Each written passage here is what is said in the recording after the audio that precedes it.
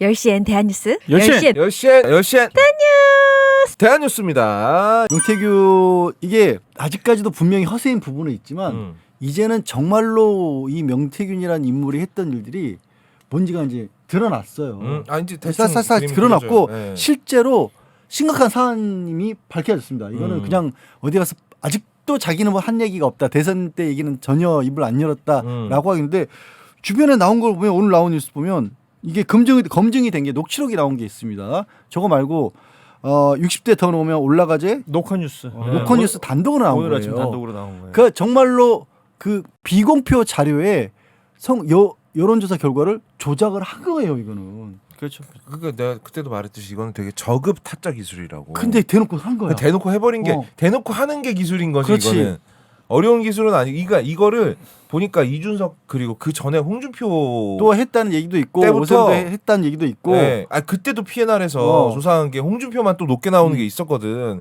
그러니까 홍준표, 이준석 이렇게 거쳐가지고 여러 번 실험을 했는데 이게 먹히더라 이거야. 100% 먹히더라. 그 본인 얘기잖아. 그러니까 이제 윤석열이 안 부를 리가 있냐. 그렇지. 그리고 김종인 이 할아버지도 참. 아니, 그러니까 나는 이런 것들이 지금 명태균이라는 사람이 하고 있는 얘기들이 굉장히 심각한 국기문란일 수 있는 거잖아요. 그러면 사실관계를 확인해야 되는 게 뭔지 아냐? 그럼. 지금 여기서 이제 명태균이라는 사람은 수많은 언론을 만나가지고 이런저런 얘기를 하고 있는데 대통령실은 의외로 조용해. 한마디도 안 하고. 네.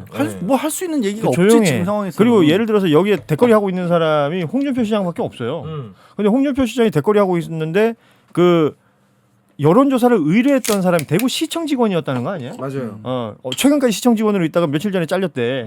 그러니까 만약에 모든 것들이 다 지금 현재로서 만약이지만 이런 걸 사실관계를 확인을 해봤을 때 명태균의 주장, 명태균이 했다는 행위 이런 것들에 있어서 지금의 여권에 유력 정치인들이 어떤 형태로든 연결이 돼 있다. 이거는 김종인에서부터 쭉 다 따져봐야 된다고 생각해요. 뭐 이준석, 오세훈 이름 나오는 사람들 그들이 주요한 선거를 치를 때마다 그러니까 예를 들어 명태균에게 그걸 증명할 수 있는 자료가 있는지 없는지 그리고 뭐 예를 들면 포렌식을 한다든지 뭐 검찰 수사 기법 같은 게 막 많잖아.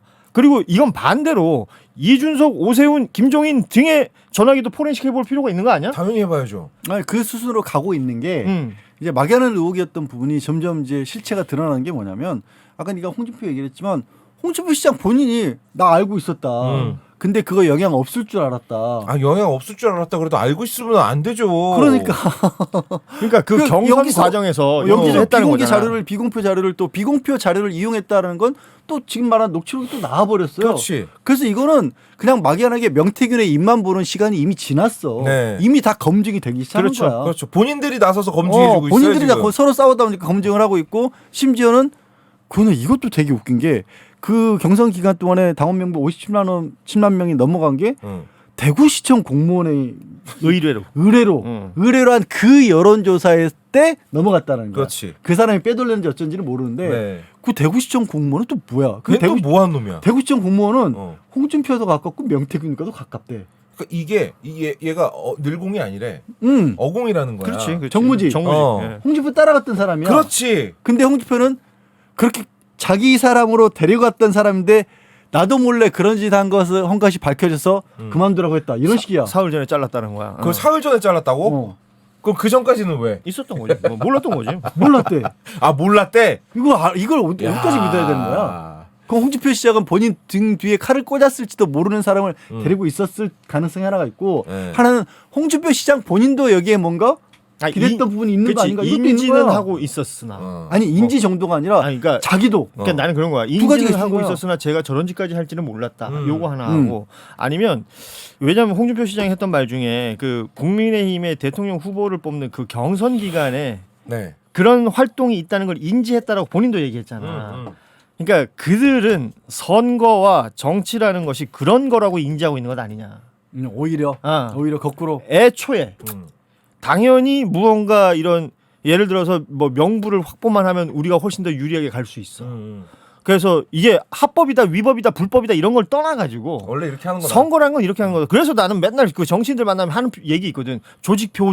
그러니까 직접적인 민주주의를 형성한다. 그래서 그 당원들이 뽑는 뭐 당대표 혹은 국민들이 뽑는 대통령 이렇게 얘기를 하고 있으면서 그것에 영향을 주기 위해서 여론조사를 이런 식으로 활용한다? 예를 들어서 나 봐봐 이렇게 나 인기 좋잖아 라고 들고 나오는 그 종이 쪼가리 그 종이 쪼가리를 만들 때 어떤 식으로 만드느냐. 그래서 선관위에서 이런 거 다 심사하잖아. 중앙 여론조사 심의위원회에서 다 심사한다고 이게 제대로 된 건지 가라로 된 건지 그런 것만 통과할 수 있게끔 얍삽하게 만드는 거. 또 하나 비공표한다는 거. 자기들끼리 돌려보는 거 있어요. 그렇죠. 그런 거 만들 때 어떤 식으로 만들어졌는지 몰라. 그래서 내가 최근에 관련 전문가들 취재하는 기자들 내가 이해 안 되는 부분을 계속 물어봐요. 야 이게 무슨 말이냐? 57만 명 있으면 내가 이겨? 막 이런 식으로 내가 물어봐. 아주 무식하게 물어봐. 그럼 걔들이 또 친절하게 설명을 해준다. 그러니까 여러 가지 뾰록이 있을 수가 있다는 거야. 예를 들면 여론조사를 하는데 문항을 한 20개 정도 문항에 해가지고 했는데 쭉 보니까 한 12개 정도는 내가 유리한 거야. 12개만 공표하는 거야. 그렇지. 뭐 예를 들면 또 하나는 57만 명이 당원 명부가 있는데 연령대나 지역별로 봤을 때 나한테 유리한 사람들이 있어. 그쪽에 가서만 여론조사를 한다는 거야. 전화를 돌린다, 샘플을 만든다. 이런 것들이 충분히 조작될 수 있고 조작이 되면 그 조작된 거 가지고 진짜 본판에 영향을 강하게 미칠 수 있다. 이걸 알고 있는 사람들이 이걸 안 할까? 명태균 대놓고 말하고 다녔잖아. 그래서 이걸 정치라고 만들 수 생각하고 있다고. 있는 홍준표 뭐 혹은 뭐 윤석열, 이준석, 오세훈, 김종인 등은 야 그래서 내가 선거의 전문가야 이런 소리 하고 돌아다녔던 건 아닐까? 그래서 나경원은 명태균 주장이지만 나경원이 그랬다는 거 아니야. 저를 2번 죽인 사람이군요. 2번 울린. 그거를 알면서도 그냥 그들끼리는 그들의 정치라는 뭐 게 그런 그냥 거다. 뭐 저 사람 저 유능한 놈 데려다 썼네. 뭐 이런 쪽으로 넘어갔다는 얘기야? 그러니까 서로 원래 홍준표를 당선시켰던 사람이 좀 지나니까 윤석열 대선 후보하고 일하고 있고. 그러니까 이 소위 이제 선거에서 한 수라고 말할 만한 지점이 이거였다는 건데 홍준표가 예전에 홍카콜라 거기 채널 유튜브 영상에 여론조사의 어떤 허구성에 대해서 혼자 1시간 동안 떠든 게 있어. 그러니까 지가 당하면 억울한 거야. 그치. 근데 말은 못해. 왜? 나도 했으니까. 그러니까 그게 선거라고 생각하고 있는 사람들이다. 라면 이거 엄청나게 이게 서글픈 거 아니에요? 끔찍한 거 아니야? 대한민국의 민주주의는 만약에 이 선거가 이렇게 막 종행하고 횡행하잖아요. 대한민국의 민주주의는 없는 거야. 우리 다 조작으로 놀아난 거라고. 우리 다 국민의 뜻에 따라서 투표로 결정한 일이라고 알고 있었잖아. 명태균 한 명한테 놀아난 거라고. 야, 이걸 기술이라고 얘기하는 사람들이 있다면 그래서 이게 위법이 기술이 되는 그 판에서 무슨 공정을 얘기하고 무슨 국민을 얘기하고 그럴 수 있느냐는 거야. 지금도 내가 이제 아까 한동훈 얘기할 때 잠시 하려다가 말았는데 뭔 놈의 정치를 선거 때만 해? 선거가 없으면 아닥하고 있다가 선거 없으면 해먹어야지. 아니 그렇잖아. 이것도 마찬가지 아니야. 명태균이라는 사람이 이렇게까지 전면에 나설 수 있었던 건 선거가 계속 있었기 때문 아니에요. 그럼요. 한동훈은 다시 한동훈으로 돌아가면 네 말 맞다나 선거 때만 되면 얘기를 할 수 있는 사람이라는 생각이 들어. 왜냐하면 약간 사랑받고 싶어하는 사람. 그렇지. 그동안 윤석열의 사랑을 많이 받았었는데 검찰에 윤석열과 있었을 때는. 김건희의 사랑. 김건희의 사랑을 받았는데 이제는 결별했잖아. 새로운 연인을 찾아야 되잖아. 선거 때가 되면 그렇게 막 박수 쳐주는 사람들도 있고 뽕을 집어넣고 나가면 이렇게 응원해주는 사람들이 있으니까 그때는 신이 나는 거지. 근데 선거가 없어. 그러면 뭐야? 야. 그래서 뽕이 없으니까 가슴에 뽕을 넣으시는 거야. 아니 생각해봐. 검사는 가만히 있어도 사건이라도 들어오는데 선거가 없으면 당 대표는 맞는데 할 수 있는 것도 없고 만나주는 사람도 없고 국회 보내자고 어디 가서 얘기 국회도 못 들어가고 뭐 하겠어. 말만 하면 추경호가 밟아버리고. 밥 먹으러 데도 오라는 데도 빼놓고. 등산 가자 그러는데 6명 모이고. 그러니까 네. 할 수 있는 선거 때 되니까 막 신난 거야. 신났지. 하지만 선거만 지나가 봐라. 한동훈 지가 했던 말 귀신같이 하나도 안 지킵니다. 그리고 신난 김에 유권자들 보라고 뭐라고 또 한마디 했더니 또 언론에서 그게 대단한 일인 것처럼 막 써줘. 근데 또 나와가지고 야 시끄러워 막 이러고. 아니 저기서 만약에 진짜 한동훈이 뭐 김건희 특검법 추진하겠습니다 이런 식으로 때리잖아. 대통령실에서 저런 식으로 경성동도 저렇게는 못 나와. 못 나오지. 달래려고 하지. 그럼. 뒤로만 야야 와봐 이렇게 되지. 또 꼴에 또 이게 미움받고 미움털 박히기 싫으니까 말 애매하게 하잖아요. 근데 김건희 여사한테 그런다고 김건희 여사 널 용서할까? 왜 정신 좀 차려라. 여론 조작 의혹이 제기가 됐잖아요. 네. 저는 이거는 어마어마한 사건이라고 봅니다. 아 이거는 진짜 이거는 국민투표제의 네. 근간을 무너뜨리는 사건입니다. 그렇죠. 이거는 정말 만약에 네. 이거는 검찰 수사 당연히 해야 되는 것이고 여론 조작이 어느 정도 사실로 입증이 됐다. 근데 그게 만약에 당시 윤석열 캠프라든가 대통령 내외한테 다 보고가 됐다. 그러면 저는 당선 무효. 네. 당선 무효시켜야 된다고 생각을 해. 당선 무효 소송으로 가야죠. 네. 네. 이거는 말도 안 되는 일이에요. 이건 뭐 거의 투표한 바꿔치기 한 거나 마찬가지라고요. 이거는 지금. 여론조사 결과를 인위적으로 조작을 해서 만들어낸 것 자체가 공직선거법의 위반이 되는 거고요. 그렇죠. 그거를 지금 뭐 명태군이 본인은 이걸 네. 직접적으로 보고서로 올린 게 아니라 뭐 텔레그램으로 기왕이 있는 거 자기가 참고하려고 만들었던 거 그냥 텔레그램으로 엑셀로 보기 좋게 그래프 만들어서 올린 것 뿐이다. 그냥 보고한 것 뿐이다. 이런 식으로 얘기를 하고 있지만 어쨌든 그런 것들이 사실이면 거의 뭐 지금 한 뭐 경선 기간까지 포함해서 뭐 50회 이렇게까지 네. 올렸단 말이에요. 그걸 알았다라면 또 윤석열 당시 후보 지금의 대통령도 정치자금법 위반이에요. 두 개가 그렇죠. 딱 정면으로 법 위반입니다. 네. 그래서 어젯밤에 또 주진우 라이브 방송을 하고 있는데 명 씨가 전화 때문에. 전화를 했어. 심지어 나랑도 통화를 했어요. 주 기자가 소개팅을 시켜주더라고. 서로 인사 나누시죠. 그러면서 오밤중에 이게 무슨 시가. 근데 딱 전화 뉘앙스가 뭐냐면 어제 다른 거 다 필요 없고 본인이 한 게 불법이 아니라는 걸 굉장히 강조를 하더라고요. 네. 그러면서 불법이네. 여론 조작이 아니라 여론 조사 결과 이 잘못 나온 튀는 결과가 있어서 그거를 보정을 해준 거라고 윤태균은 강변을 하고 있고 생각해보면 어제 갑작스럽게 전화를 한 것도 어제 기사들이 다 깔렸잖아요. 여론조작에 가까운 흔적이 보인다고 전문가들 봤을 때는 이런 식으로 여론조사 항목 만드는 법도 없고 목소리도 나왔잖아. 그 윤석열이 이렇게 하면 올라가지. 그렇지. 이거 그 다 20대 증거라고. 젊은 애들 위주로 해가지고 저 윤석열이 2% 높게 만들어 주이소. 그거 보고 전화했던 것 같아. 그렇지. 그러니까 저는 오늘 딱 그 레거시 미디어들 딱 그 기사 배치하는 거 보면서 명태균 씨가 김재원이 MBC 시선 집중 인터뷰하는 거 구속시켜야 된다고 막 그것 때문에 이제 열이 받쳐가지고 그렇게 김건희와의 톡 이걸 공개한 것처럼 본인이 그렇게 썼잖아요. 네네네. 근데 저는 생각이 좀 다릅니다. 왜냐하면 그 톡을 까기 전에 그날 어제 아침에 뉴스토마토에서 네.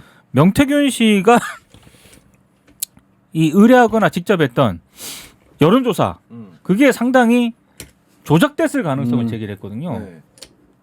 그게 막 퍼지려고 하고 있는데 김건희 카톡을 깠단 말이에요. 그렇죠. 그리고 그 이후에 전개되는 보도는 처음에는 좀 비슷하게 갔는데 나중에는 김건희 카톡이 압도적으로 그리고 오늘 아침에 발행된 신문을 쫙 보니까 압도적으로 김건희 카톡이 많아요. 얼마나 그 되게 쓸데없는 논란입니다. 오빠는 누구인가? 상관없어요. 상관없어요. 오빠 누군지 신경 쓰지 마세요. 네. 지금 이 얘기를 이쪽으로 돌려놓고 신난 인간이 2명 있어요.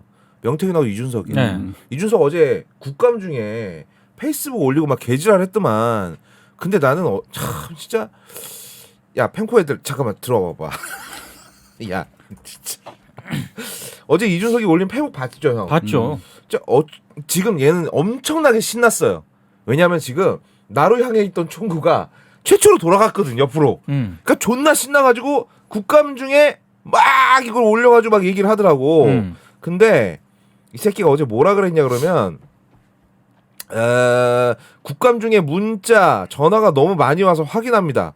저는 김건희 여사가 오빠라고 지칭하는 다른 사람을 알지 못합니다. 만나거나 대화한 일도 없습니다. 물론 용서받은 일도 없습니다. 국감에 집중하겠습니다. 추가적인 문의는 02-288 이지랄했는데 아니지 02800 대통령실로. 이 새끼 마지막까지 이 조롱기를 내려놓지 못하네 지금 좆되고 나서도. 자 이 말인즉슨 뭐냐 그러면 얘도 지금 거기 한 숟가락 얹고 있는 거예요. 왜냐하면 그 오빠는 친오빠가 아니야. 당연히 아니야. 그 그 누가 얘기하고 모르나? 그걸 누가 몰라. 근데 어제 이제 나도 지금 띵구리 의견에 공감하는 게 어제 전화를 걸어가지고 계속해서 뉴스토마토 얘기를 하는 거야. 네. 사실 어제 방송의 핵심은 그 오빠 문자 다른 언론에서도 그 오빠 그거에 집중하고 있었는데 계속 명태균은 그쪽에 얘기를 하면서 오히려 그 뉴스토마토 서울의 소리 이런 데가 녹취를 조작했다. 전체를 들어본 그게 아니라는 걸 알 수 있을 것이다. 플러스 그래서 이제 나도 직접 하나를 물어볼 수 있다 그래서 물어봤더니 아니 그렇게 잘못한 게 없으면 왜 그 대선 때 있었던 일을 까면 세상이 뒤집어진다라고 하냐라고 했더니 그게 불법이어서 그런 게 아니라 취지는 너무 기발한 방법들을 써서라는 거야. 그러면서 여론조사와 관련해서 돈 받은 게 없다는 걸 자꾸 강조하는 거야. 그러니까 이 사람의 입장에서는 자기가 돈을 내고 돈을 받고 그 회사에 관여하지 않았다는 게 아마 이걸로 빠져나갈 수 있을 거라고 생각하는 게 아닌가 싶더라고. 근데 그게 아닌 게 사실은 그러면 자기는 대선 때 불법한 게 없다고 그러면서 뭐 오세훈하고 홍준표한테는 내가 까면 니네들 감옥 간다? 그건 무슨 얘기야. 뭐 있었다는 얘기잖아 또. 명태환 씨 저기 뭐야 그 뭐지? 그 남천동도 본대. 아니 기자들한테 그렇게 얘기했대요. 자기 남천동 본다고. 그래서 남천동 보면 혹시 대한뉴스도 볼지 모르니까 어차피 아이씨는 가요. 아이씨는 갈 수밖에 없어. 어떤 타이틀을 달고 가느냐가 문제야. 안 갈 수는 없어. 여기 이제 와서 명태균 감옥에 안 갈 확률은 얼마나 됩니까? 글쎄 거의 없지. 얼마나 한 가지 방법이 있어. 뭡니까? 이제 공익제보자로 돌아서는 거지. 그러니까요. 제가 우리 대한뉴스 일찌감치 얘기했잖아요. 공익제보자로 나서라. 그게 가장 나중에 정상 참작이 되는 것이다. 가장 빨리 나오는 길이에요. 네. 안 가는 방법은 없어요. 갔다가 빨리 나오느냐 아니면 푹 썩어갖고 나오느냐 둘 중에 하나밖에 없다니까. 왜냐하면 명태균 씨 본인이 그렇게 나서잖아요. 그러면 검찰이 됐건 공수처가 됐건 지금 고민하고 있는 사람들이 있을 거라고. 있죠. 바꿔 타려고. 네. 그 사람들이 나서 줄 거라고. 거기 갈아타게 해줘야 된다고. 갈아타면 당신은 그래서 빨리 살수 나와. 있죠. 진짜 운이 좋잖아? 그럼 집행유예도 한번 노려볼 수 있어. 아니 왜냐면 그 선거 그 형량 자체가 높진 않아요. 그래. 하지만 선거 사법으로 가면 어떻습니까? 그렇죠. 그러면 못 나와요. 그러니까 나중에, 저는 명태균 씨의 여론 조작이 크게는 어제 제기된 거는 두 가지예요. 하나는 국민의힘 경선 과정에서 대선 후보 적합도를 막 했지 않습니까? 그렇죠. 근데 그 유명한 어제 한참 보도가 됐던 홍준표 당시 후보보다 네. 2, 3% 높게 높게 해달라고. 나오도록 여론조사 결과를 지시해라. 음. 이게 이제 맥락이 있지 않습니까? 당시 2021년 9월 네. 그때 당시 이제 이 2, 3% 홍준표 대구시장보다 높게 나오라고 지시한 그 즈음에는요. 젊은 층들 사이에서 네. 홍카콜라라고 해가지고 네, 예. 홍준표가 더 지지가 높았어요. 맞아요. 예. 그러니까 윤석열이 젊은 층한테 밀리고 있었거든. 그러니까 이제 윤석열 후보를 지지한다고 답한 그 샘플이 있을 거 아닙니까? 네. 그 샘플의 비중을 인위적으로 또 키우라고 한 더 거죠. 올린 거죠. 이거 여론조사- 조작이지. 이게 탄이야. 이게 조작이죠. 이거를 지금 본인은 그게 아니라 그 처음에 나온 결과가 잘못됐으니까 보정됐다고 하는데 오늘도 한겨레에서 봤나? 일부 이제 여론조사 전문가들이 말하는 게 그런 식의 보정은 없다라는 거야. 그렇죠. 그런 식의 보정이 어떨 수 있어. 이거 딱 증거가 이 경선 때도 그랬었고 경선 이후에 대선 과정에서도 나는 그런 여론 나도 못 봤던 게 이 PNR에서 한 여론조사에는 그 지지하는 사람이 없다라는 조사가 지금도 생각보다 중간에 난 잘 모르겠다는 대답이 모든 여론조사에서 한 20% 이렇게 나오잖아. 네. 그때도 한 20%가 나와서 다른 여론조사는 근데 이 PNR에서 한 조사는 1.5에서 2%밖에 안 돼. 나머지는 확 나눠 있는 거야. 명확하게 이재명이나 윤석열은 나눠져 있는 거야. 이런 여론조사가 어딨어. 아니 그리고 실제로 그 통화를 하지 않습니까? 2, 3% 올리라고. 그래서 2021년 9월 29일 여론조사 결과를 보면 실제로 윤석열이 33, 홍준표가 29.1, 유승민이 12.4, 딱 표 차이가 3.9%예요. 그렇죠. 이게 그러니까 샘플에 손을 댔다는 얘기죠. 샘플에 손을 대서 이 결과가 나오도록 디자인을 해서 사실상 이거는 여론조사를 돌린 것도 아니에요. 그러니까 제가 보니까 만약에 이런 어떤 식의 장난질이 아니었으면은요. 홍준표 지금 대구시장이 국민의힘 대선 후보도 될 수가 있었어요. 그렇죠. 예. 아니 홍준표 시장 본인이 그렇게 얘기하잖아. 어제 이게 조작하는 거 알고 있었지만 아 그걸 가지고 영향이 없을 줄 알았다. 그렇죠. 라고 했는데 뒤집혔다. 근데 홍준표 시장 말도 웃긴 게 그러면 대세에 영향 없으면 조작하는 거 알고 그냥 침묵해도 돼요? 그러니까 이 아저씨 검사 출신 아니에요? 맨날 입으로는 뭐 정치가 어쩌고 정의로운 검사 어쩌고 빨리 감옥에 지랄하시더니만. 보내고 하지만 심지어 이건 여전히 주장이긴 하지만 그 홍준표 시장도 저기 저 윤석열 까준다고 홍준표 시장이 선물도 보내왔다라고 명태균은 주장하고 있습니다. 그렇죠. 얼마나 웃긴 얘기야. 그러면 알고 모른 척한 게 아니잖아. 협조한 거잖아. 알고 있었다는 거고. 그러니까 미공표 여론조사잖아요, 이게. 네.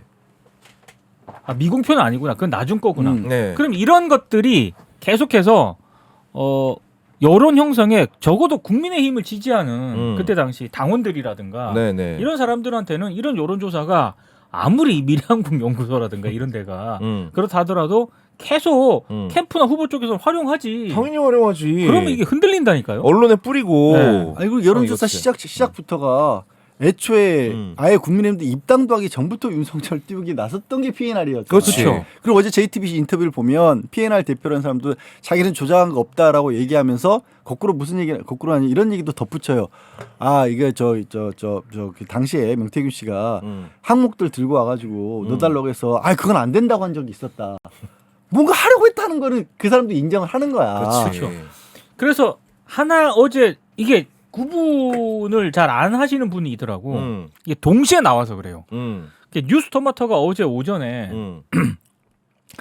국민의힘 대선 후보 경선 때 네. 이런 식으로 명태균 씨가 20, 30대 샘플을 손에 대가지고 장난질을 쳤다. 그 가중치를 부여해가지고 윤석열을 홍준표보다 2, 3%더 높게 나오는 이걸 약간 조작했을 가능성을 보도를 했잖아요. 그리고 나서 노종면 의원실에서 저기 또 녹취를 하나 깠거든. 근데 그거는 시점이 윤이 대선 후보로 됐어. 그래서 경선에서 승리해서 승리해가지고 공식 대선 후보가 됐어요. 네. 근데 공식 대선 후보가 되고 나서 네.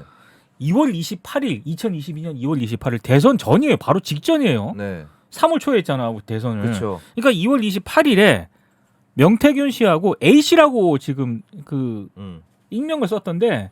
근데 그때 당시 명태균 씨랑 통화를 한 사람은 강혜경 씨. 아마도 강혜경 씨 거야. 뻔하지 뭐. 그분으로 추정이 돼요. 아무튼 근데 A 씨라고 했어. 근데 여기서는 이게 그 연령별 득표를 하면 60세나 이런 데 다 올라가지. 윤석열이가 그거 넣고 해야 된다. 이렇게 얘기를 하는 거예요.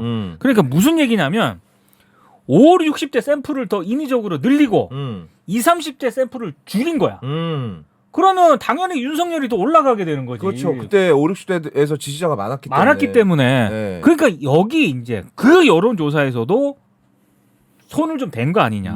근데 이거는 미공표 여론조사거든요. 공표를 하지 않습니다. 네. 자, 그랬을 때 도대체 공표하지 않은 여론조사가 얼마나 뭐 영향을 미치길래 그런 것이냐? 아니죠. 왜냐하면 첫 번째는 당사자에게 보고했을 경우 본인은 알고 있었다. 윤통한테 보고했을 가능성이 있는 것이고. 자, 그럼 공범이죠. 그렇죠. 그러면 보고를 함으로써 길을 살려주는 거지 뭐. 그래서 자기 신망을 더 높이는 그런 거일 수도 있고 만약에 그게 아니라면 그때 당시 당내에서 막 그 후보 캠프 지원하는 사람도 있을 거 아니야. 네네. 국민의힘 지지 당원들 지지자들 이런 사람들한테 뭔가 야 우리가 이기고 있어. 길을 불어넣어줄 수 있는. 근데 이 여론조사 누가 했어? 명태균. 뭐 이런 식의 뭔가 영향력을 또 확산시킬 가능성이 있다는 것이고 네. 마지막은 이건 한겨레가 지적을 한 건데 네. 누군가에게 대통령을 설득하는 자료. 그러니까 나옵니다. 할 수 있습니다. 우리 이길 수 있습니다. 뭐 이런 자료로. 그러니까 뭘 하든 간에 명태균의 영향력은 증대가 된다는 거지. 그런 식으로 좀 활용을 한 게 아니냐라는 의심이 지금 나오고 있는 거죠. 그러니까 명태균이 갖고 있는 기술을 해봐야 여론조사 조작하거나 원하는 결과 뽑아가지고 그 정치인한테 갖다 주는 것밖에 없지 않습니까? 그렇죠. 이제 언론이 받아 써주면 이건 기사가 되는 거고 그러면 이제 어떤 여론의 흐름을 선동하는 기사가 되는 거고 그렇죠. 아니면 비공개 기사 같은 경우는 사실 근데 비공개 기사도요. 정치권에서 갖고 있으면 일단 찌라시 돌죠. 그렇지. 찌라시 돌면 방송국에 스며들어가죠. 그 용도도 있어요. 그러니까 흘려. 고의로 흘리려고 만든 거니까. 그러고 나서 어떤 뭐 이런 거지 요즘 저 바닥 민심은 사실은 윤석열이 더 높습니다. 이런 말 한마디씩 나가기 시작하면 그럼 그게 다 영향력인 실제로 거거든. 지난 대선 때 그 흔히 말해서 밭 왜냐 공표되지 않은 여론조사인데 나 놀았어 진짜. 뭐 여당 측에 어떤 뭐 해가지고 조사를 했는데 밭 뭐 이쪽에서 했는데 밭 그랬거든. 근데 나중에 그런 사람도 봤어요.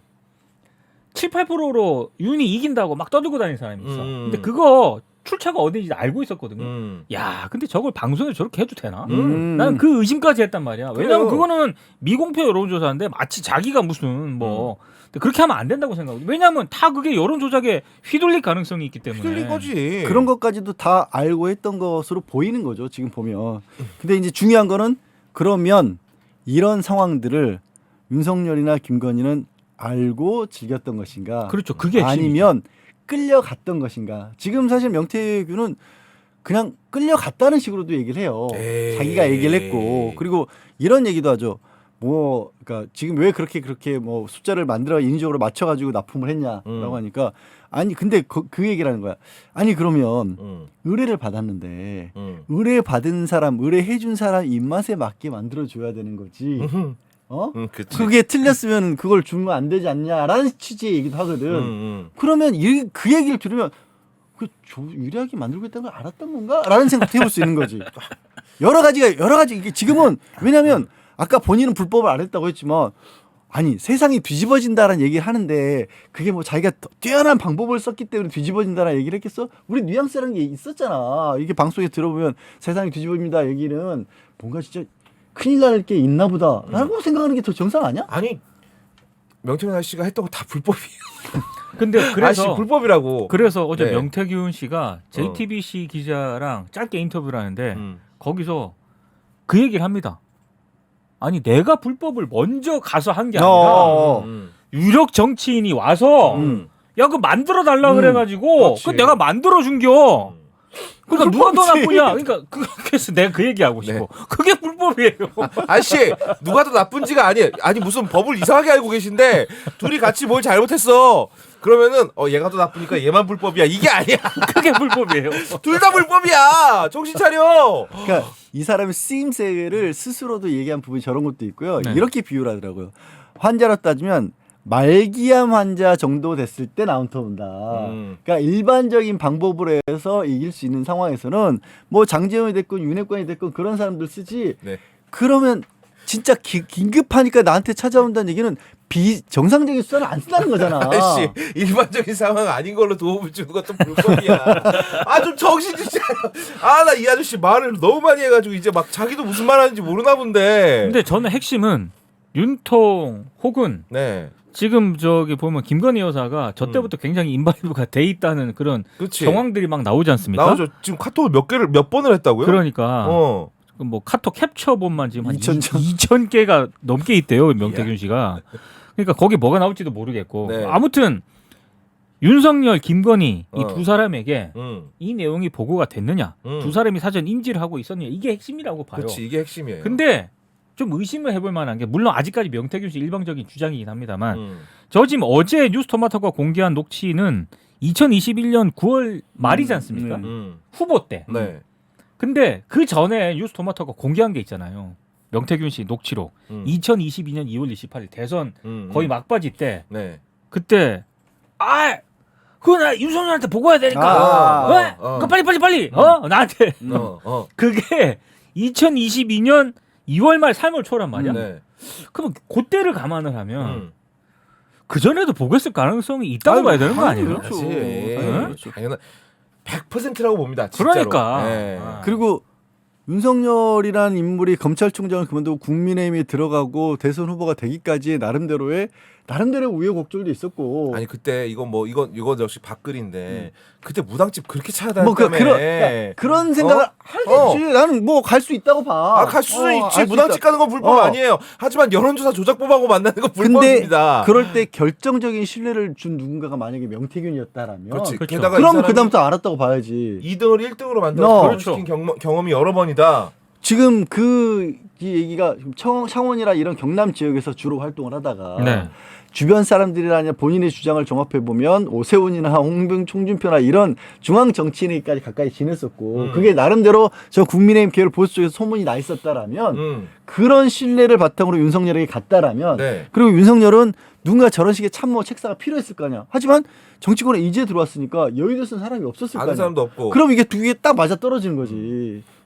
수요와 공급이 맞아 떨어지는 거지. 윤석열 당시 후보가 갖고 있었던 그 뿌리 깊은 정치인에 대한 불신 같은 거. 그렇죠. 사실상 명태균은 여기 속한 사람도 아니잖아. 그렇지. 그런 것들이 굉장히 유리하게 작용했겠지. 그러니까 명태균에게 일을 맡겼고 음. 명태균은 거기에 맞는 결과를 가져다 줬고 음. 그리고 우리 비용신 같은 언론들은 그 명태균이 만들어온 사자가 가져온 그 여론조사 결과를 막 빵빵 실어줘가지고 힘을 실어주고 그러니까 명태균을 국가 단위 사기꾼으로 만든 건 언론이라니까. 그렇죠. 그리고 뭐 지금은 윤석열 당시 국민의힘 후보 그다음에 그 전에 이제 대선 경선 과정에서 여론 조작이 조작됐을 수도 있다. 네. 특히 명태균 씨가 개입한 네. 요게 포커스를 맞춰야 되기 때문에 아직까지는 이 부분을 본격적으로 부각하지는 않습니다만 네. 저는 너무 김건희 카톡의 오빠 여기 주목하지 말고 여기 여론 조작을 주목해야 되는 이 중에 하나가 요거 일단 어떻게든 좀 진상 조사를 하고요. 마찬가지로 요게 진상 조사 국면으로 들어가게 되면 그 전에 이준석 당대표 여기도 명태균이 개입했잖아요. 여기부터 까야 돼요. 그러면 이거는 이 조사는 온전한 조사인가? 그럴 리가 이거도 없지. 이거도 저는 조사해봐야 된다. 그럴 리가 없지. 명태균 얘기가 국정개입 의혹까지 갔습니다. 이제 네. 요거 심각합니다. 제가 봤을 때는 이것도 되게 황당한 상황인데 일단 창원에서 국가산단을 창원 지역이 국가산단으로 지정이 됐다라는 얘기가 발표가 나기 전에 대통령이 회의를 하기도 전에 그 전날 플래카드 준비해라. 원희룡, 김영선 두 사람 얼굴 잘 나오게 준비해라. 라고 강에게 지시한 내용이 녹취가 까진 거죠. 지금 뉴스타파에서. 그러니까 이 대통령이 비상경제 민생회의 작년 3월 15일입니다. 오전 10시에 이걸 주재를 하면서 방금 양가무라 형이 얘기한 국가 첨단 산업 단지 조성 계획을 발표를 하거든요. 네. 여기에 창원을 포함해서 14곳이 이제 산당 선정 지역으로 이제 선정이 돼요. 네. 근데 이거를 딱 대통령이 이렇게 비상경제 민생회의에서 발표를 딱 하고 그러고 나서 정부가 보도자료를 만들어서 이후에 쫙 배포를 하거든요. 지난해 3월 15일 오전 10시에 이 회의를 했어요. 그런데 지금 뉴스타파가 보도한 내용을 보면 3월 14일 명태균하고 강혜경 씨하고 통화가 공개를 하는데 3월 14일 오후 3시 51분입니다. 네. 하루 전이 하루 전. 하루 전. 대통령 주재 그 회의를 하기 하루 전에 플랜카드 준비하고 그 원희룡 장관하고 김영선이 함께 찍은 사진. 더 키워야 돼. 더 키워야 돼. 막 이렇게 얘기를 하고 그 현수막 사람이 작아 보이잖아. 막 이렇게 얘기를 해. 네. 그러니까 이게 상의했던 현수막 내용이 뭐냐면은 3월 15일에 윤통이 발표할 바로 그 창원시의 국가산단 후보지 선정에 대한 내용이 들어가 있는 거야. 네. 그 무슨 얘기냐? 어떻게 알았어? 미리 다 알고 있었다는 얘기지. 미리. 그걸 어떻게 알아? 그치. 윤통이 그 회의를 하고 난 뒤에 정부가 보도자료를 냅니다. 그렇죠. 그러니까 윤통이 회의하기 전에는 아무도 몰라요. 아무도 몰라야지. 이건 거의 국가 기밀 사항 아닙니까? 그렇죠.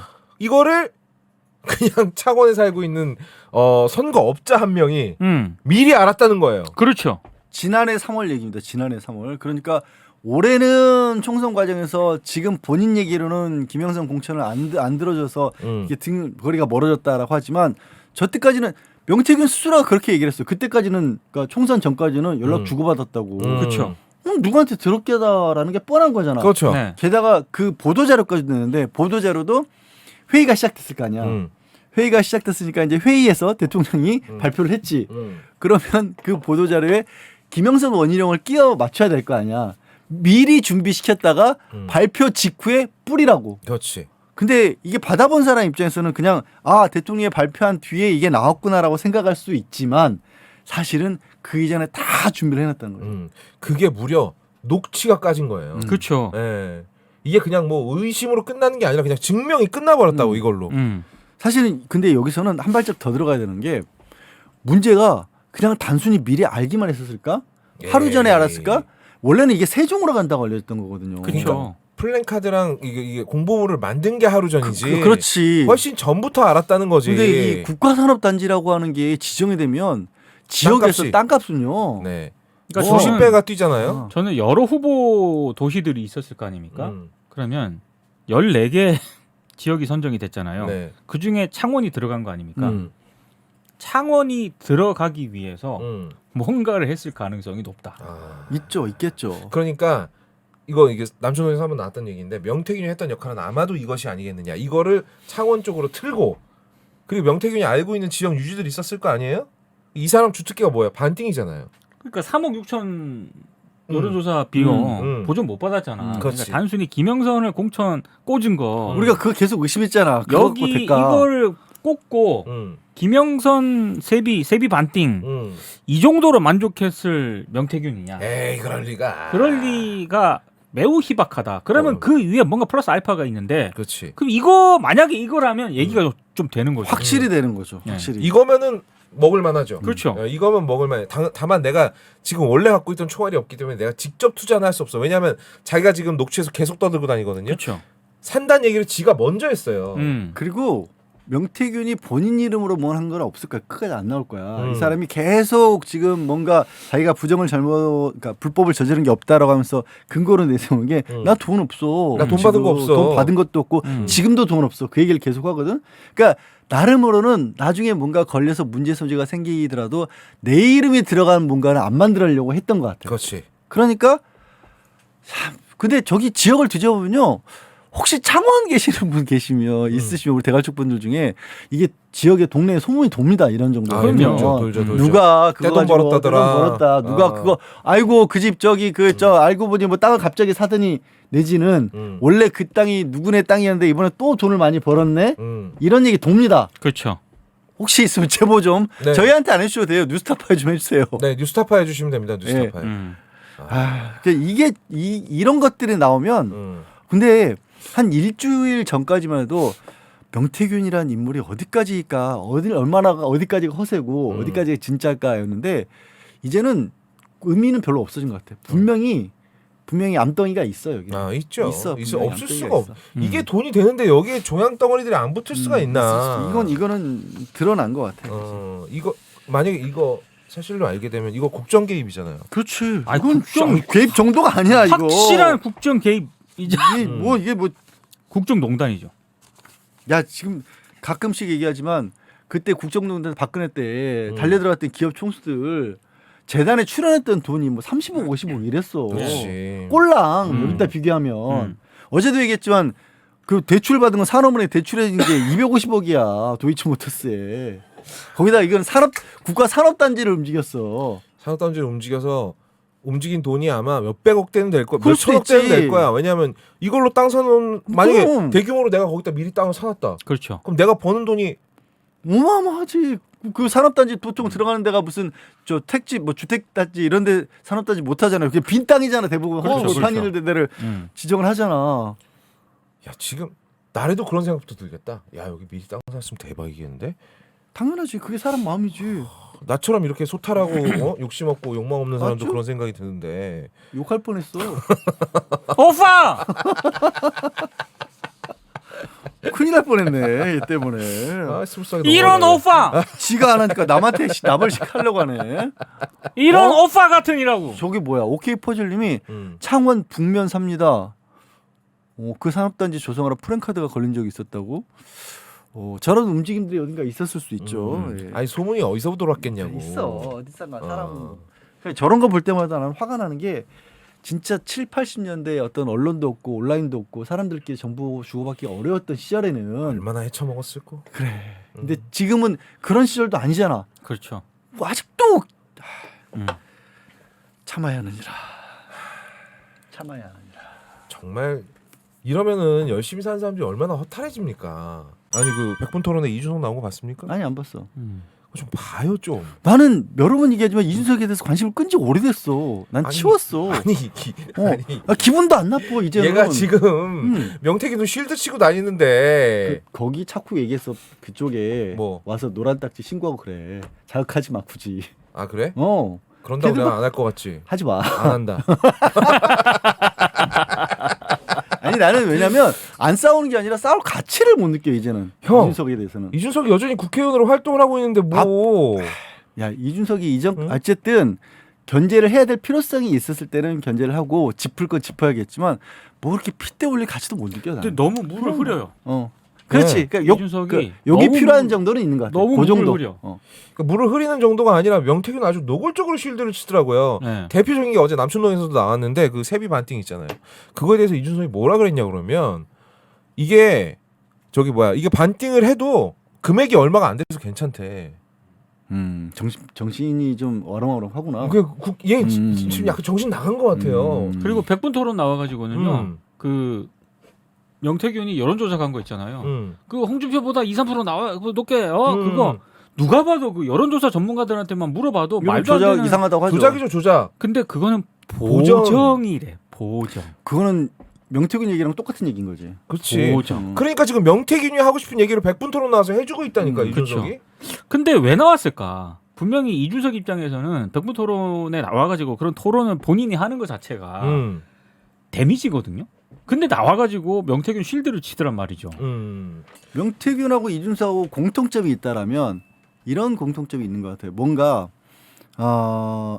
사바사바해서 뒤에서 막 이렇게 부추기고 뭐 이렇게 통계도 뭐 이렇게 조작하기도 하고 자기한테 유리한 거 끌어들이기도 하고 일부 커뮤니티 뭐 이준석은 커뮤니티였던 것 같고 명태균은 본인이 주도할 수 있는 그런 어떤 조작할 수 있는 세력이 있거나 아니면 그쪽에 좀 그 자기가 주도한다고 해서 그쪽에 뭘 던져주면 움직일 거라고 기대하는 그런 조직들이 있었기 때문에 그거를 통해서 여론을 만들어내고 그걸로 자기가 대통령도 만들어냈다라는 그런 거. 그래서 지금 상황에서도 그런 식으로 이 문제를 풀어나갈 수 있다는 착각 그러니까 저는 플러스 이렇게, 이준석은 이제 거기 코가 끼어 있고 저는 그런 이렇게 쪽인 것 봐요. 같아요. 이준석하고 명태균은 적어도 이 부분에서는 이해관계가 일치합니다. 운명 공동체 같아요. 여론 조작 문제가 파문이 확산되면은요, 둘 다 다칠 가능성이 있습니다.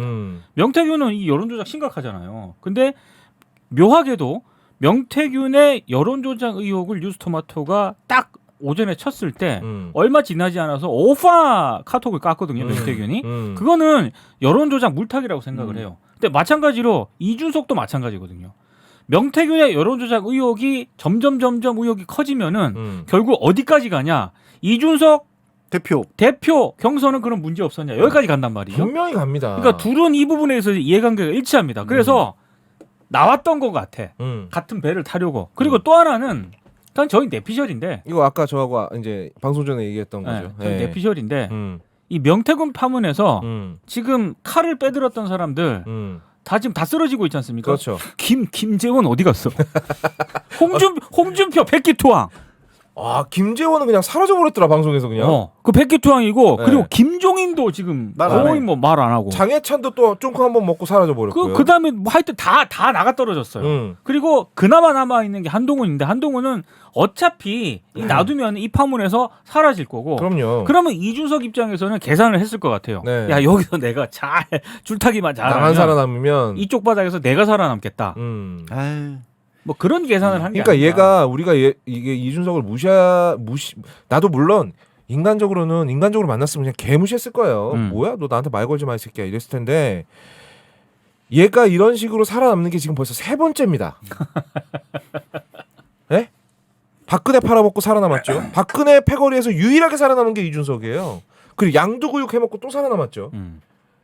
개혁신당 만들어가지고 지가 당대표 해먹어서 살아남았잖아요. 얘 자꾸 이런 식으로 살아남게 내버려두면 안 되는데 내 생각에는 이번엔 같이 날아갈 것 같거든요. 왜냐하면 지금 본인 계산대로 명태균 아저씨가 내 것만 안 까주겠지? 네 것만 어떻게 안 깝니까? 예? 다 굴비두름처럼 엮여 있는데 근데 문제는 자꾸 이준석이 나와가지고 물을 탄다는 거예요. 이거에 지금 이 흐름으로 가는데 자꾸 물을 타 얘가. 그럼 거기에 우리 펜코 우리 친구들이 또 달려와가지고 펜코 혹시 가봤습니까? 요즘에는 잘 안 가봤어요. 펜코 안 가본 적 아예 가본 적 없죠. 펜코 가면은 와 막 이준석 막 찬양 부대야 거기는 막 와 이준석 토론 막 뭐 토론 겁나 잘한다 막 이러면서 막 댓글 쫙 지금 열심히 응원들 하세요. 네. 그러니까 내 말은 네. 네가 말한 그런 문제를 지적하면 되고 펜코 같은 데 가서 괜히 흥분하지 말라는 얘기야. 흥분이 아니라 얘들 노는 거 너무 웃겨서 그래. 그러니까. 아니 근데 저는 팽포 이전에 가장 큰 책임을 느껴야 되는 언론이에요. 언론. 그렇죠. 정답. 여러 번 얘기를 했잖아요. 그거는. 언론. 왜냐하면 대한뉴스에서도 계속 지적하고 있는데 네. 이준석을 섭외하는 거 좋아. 그럼 물어야 될 걸 물어야 되잖아. 그렇지. 이준석을 섭외해서 정작 우리가 대한뉴스에서 주구장창 떠들었던 얘기는 단 하나의 질문도 하지 않아요. 네. 그냥 내버려 두는 거죠. 내버려둬. 네. 그러니까 내가 봤을 때는 이게 한두 언론이면은 이거는 좀 이상하다 이런데 모든 언론이 다 적용이 되는 거예요. 이상한 그러면 거지 이제. 그러면 제가 봤을 때는 또 내피셜 가동할 수밖에 없는 거죠. 이준석이 그래 인터뷰 해줄게 대신에 이건 묻지 마. 분명 이걸 내걸었지 않았을까. 안 그러면 어떻게 모든 언론이 그렇게 그 질문을 안 할 수가 있어? 대표 경선 때부터 시작해가지고. 너무 신기하고. 이준석이 거짓말한 게 한두 번이에요? 그러니까. 아무것도 안 물어. 그 거짓말에 대해서 추궁한 적도 없어요. 마지막으로 요것만 얘기하고 넘어갑니다. 어제가 아니 그제죠. 그제 이준석이 100분 토론에 나온 이유 아무것도 없어요. 뭐 자신 있어서 아니에요. 명태균이 시켜서 나간 거예요.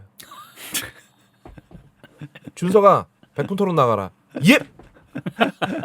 내피셜이었습니다. 내피셜입니다. 나 근데 진짜 궁금한 건 김재원 최고는 어제 방송 스케줄이 원래 없었던 거야? 어제부터 갑자기 안 나온 거야? 전화 받았대. 아니에요. 명태균이 아니 또 왜 추가적으로 한 얘기가 있어요. 사과하라 그랬잖아. 아니, 근데 그 뒤에 내 사과까지는 기대하지 않고 그러면 방송에 출연하지 마라. 그랬단 말이야. 어제 방송에서 안 나왔어. 아니 그래서 아니 내가 물어본 거는 진짜로 그냥 뇌피셜 차원에서 물어본 게 아니라 그럴 리가 있습니다. 혹시 스케줄을 우리가 여기저기 다니면서 띵구리도 보고 많이 보잖아요. 그럴 리가 김재원 있어요? 최고는 그냥 왔다 갔다 다른 방송 갔다가 오가면서 인사를 해 매번 안 보이더라고. 그리고 그래서 원래 어제 내가 오늘 목요일이지 이 양반은 수요일에 내가 본 적이 없던 거 어디서 봤었던 것 같은데 지금 한참 핫 이슈인데 부르죠 당연히. 그쵸. 근데 부르지. 어제 안 나간 거지? 못 받았거든요. 안 나간 제가 걸로 봐야 되는 거지? 오늘 아침에도 좀 뜯어봤어. 적어도 오늘 아침까지도 없어요. 오늘 아침에 라디오 한두 군데 나갔어야 돼 사실은. 그렇죠. 매번 나와. 그 타짜에 보면은 왜 고니가 그런 데서 치죠. 그 아가리를 좀 다물고 쳐도 될 것 같은데라는 대사를 쳐요. 이 전화가 왔을 거예요. 누구한테? 네? 누구한테? 어디겠어요? 용산? 어딜까요? 아니 그러니까 명태균도 공개적으로 한 번 더 이제 방송에 나가지 말라고 얘기를 한 데다가 그 전에 저도 거업 내피셜에 한 표 던지는데 네. 용산에서 네. 야! 그렇게 대응을 하면 임마! 부추기는 거지. 너 진짜 척키 되고 싶어? 그거지. 야, 우리라고 입이 없어지지 가만히 있냐? 뭘 들고 있는지 몰라!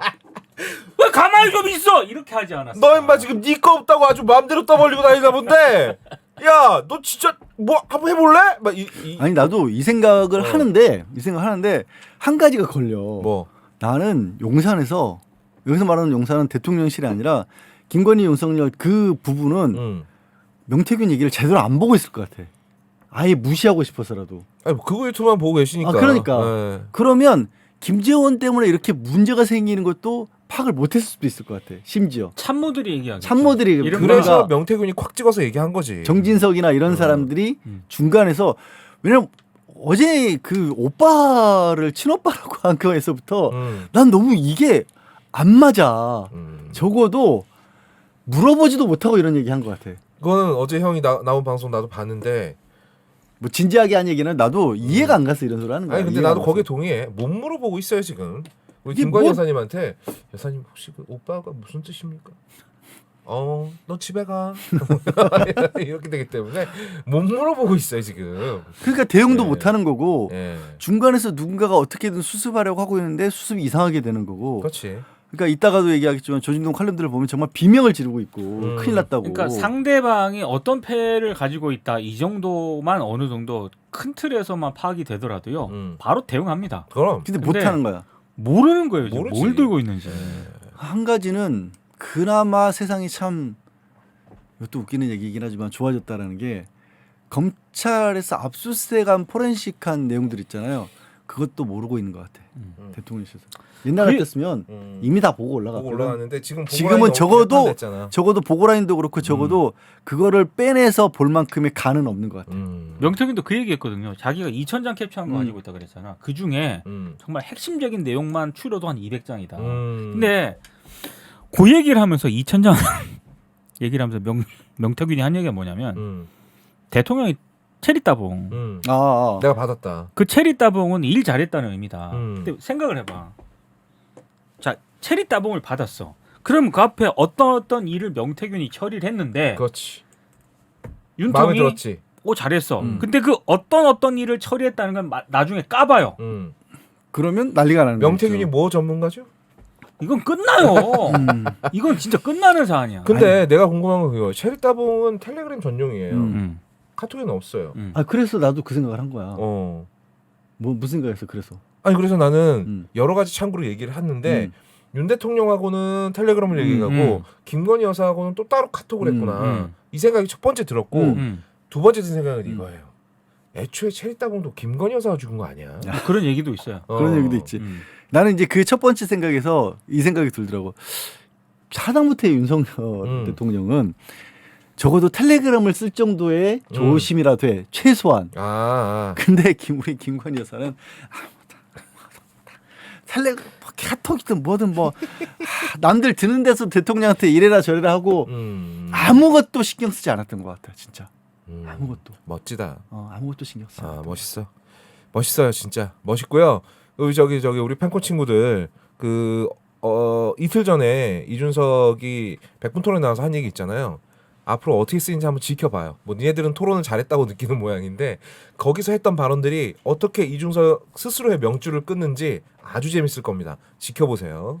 자 말씀드린 순간 지금 속보가 떴네요. 이거부터 먼저 해야 될 것 같습니다. 도이치모터스 결국 불기소하기로 처분을 했다라고 발표가 나왔습니다. 어제 레드팀이 회의를 했다라고 하는데 네. 웃기고 앉았죠. 레드팀. 일단 레드팀을 이게 뭐냐면 뭐 내용은 뭔지 아시겠는데 원래는 문재인 정권 때 그 검찰이 일방적으로 결정하는 걸 좀 자제시키기 위해서 상급 부서에서 인권부를 만들어 가지고 중앙지검은 중앙지검에서 수사 중요한 사항에 좀 뭔가 이견이 있을 법한 그런 상황에는 상급 부서에서 들여다보면서 야 이건 좀 잘못됐을 수 있다라는 의견을 제시한 건데 그냥 중앙지검 내 검사들끼리 모여서 그렇죠. 너는 반대 의견 내봐, 너는 찬성 의견하고 약간 동호회 느낌이네요. 아니 거기서 그럼 여기서 대세가 지어졌을 때 거기서 무슨 말을 합니까? 저 중앙지검 저기 반부패부에서 이건 불기소하기로 했는데 3부장은 어떻게 생각하세요? 그러면 저기 중앙지검 좀 보고 있고 전 반대입니다. 아니 이제 생각해 보세요. 수사팀이야. 뭐 여러 가지 수사 기록이라든가 이런 걸 쫙 봤을 거 아니야. 2년치를. 2년치를. 근데 레드팀이라고 해봤자 15명 정도 왔다 그러는데 그다음에 그걸 다 보고 왔겠냐고. 응? 그냥 해가지고 그냥 우리 수준으로 아마 얘기했을 거라고. 그럼 다 반박당하지. 정확히 알 수 없는 내용들. 저도 이제 뉴스에 전하면 항상 고민이 그거거든요. 우리가 기록을 다 보지 못한 상황에서 이렇다 저렇다 하는 게 상당 부분은 위험을 감수해야 되는 건데 어쨌든 검찰 내에서는 거기에 대해서는 띵구리 말한 것처럼 그렇게 거의 어설프게 아니 2년치 기록을 본 사람하고 나랑 어떻게 얘기를 하겠어요. 그렇죠. 안 돼. 애초에. 그러니까 레드팀 얘기 나왔을 때부터 이거는 그냥 포석이다. 그렇지. 아니 그냥 결정을 하면 욕을 바가지로 얻어 처먹을 거 아닙니까? 근데 난 이것 때문에 더 처먹어야 된다고 봐. 이거 아니 요식행위지. 아니 우리도 처먹는다고 하면은 또 안 돼요, 형. 그렇기 때문에 비속어 쓰지 마세요. 욕을 많이 드실 수도 있으니 욕을 흡입하실 수 있으니 욕을 과식하실 수도 있으니 근데 오늘 아침에 이제 오면서 저는 이제 검찰에서 불기소 처분하겠다라고 내놓은 자료를 봤어요. 그런데 그러니까 다시 한번 말씀드리면 저는 2년치를 못 봤습니다. 하지만 검찰에 내놓은 자료를 봐도 좀 이상한 게 있어요. 첫 번째로 어떤 식으로 얘기를 했냐면 분석을 했냐면 그때 당시 김건희 명의로 가지고 있었던 계좌가 6개 계좌가 있습니다. 각각 증권사도 달라요. 그 6개 계좌 중에서 일부는 저기 뭐 권오수라든가 이런 사람한테 맡겼고 일부는 당시 김건희가 직접적으로 관리를 했다. 근데 직접 관리한 계좌를 이 사람들하고 연락을 주고받아가면서 통정 매매에 썼다라는 증거가 없다라는 거예요. 연락한 게 없다라는 건데 요 검찰의 논리에서 가장 큰 건 뭐냐면 그 6개나 되는 계좌에 네. 김건희의 계좌에 다 도이치 주식이 들어있었다는 거야. 아, 아니 생각해봐. 이야 멋있다. 누가 증권 주식 투자를 조금이라도 하는 분들은 네네. 삼성전자 사면서 요건 삼성증권에 사고 요건 저기 어디 뭐 서울증권 어디 사고 이런 사람이 어딨어. 일단 계좌를 6개나 가지고 있다는 것부터 정상적이지 않네요. 그러니까 누가 주식 계좌를 6개씩 굴립니까? 말도 안 되지. 그래서 검찰에서 마치 그게 그럴듯하시 6개 중에 3개는 권오수라고 주포하고 이 사람들이 관리했고 3개는 김건희 직접 관리했는데 그 사이에 연락을 주고받다는 내용이 없어라고 자료를 이만큼 내놨어. 보면서 야 너 주식을 어떻게 투자를 하면 같은 회사 주식을 6개를 나눠가지고 가지고 있지? 아, 형 주식하죠? 다 팔았다니까? 아, 그래요. 그러면 주식할 때 그래. 주식 뭐?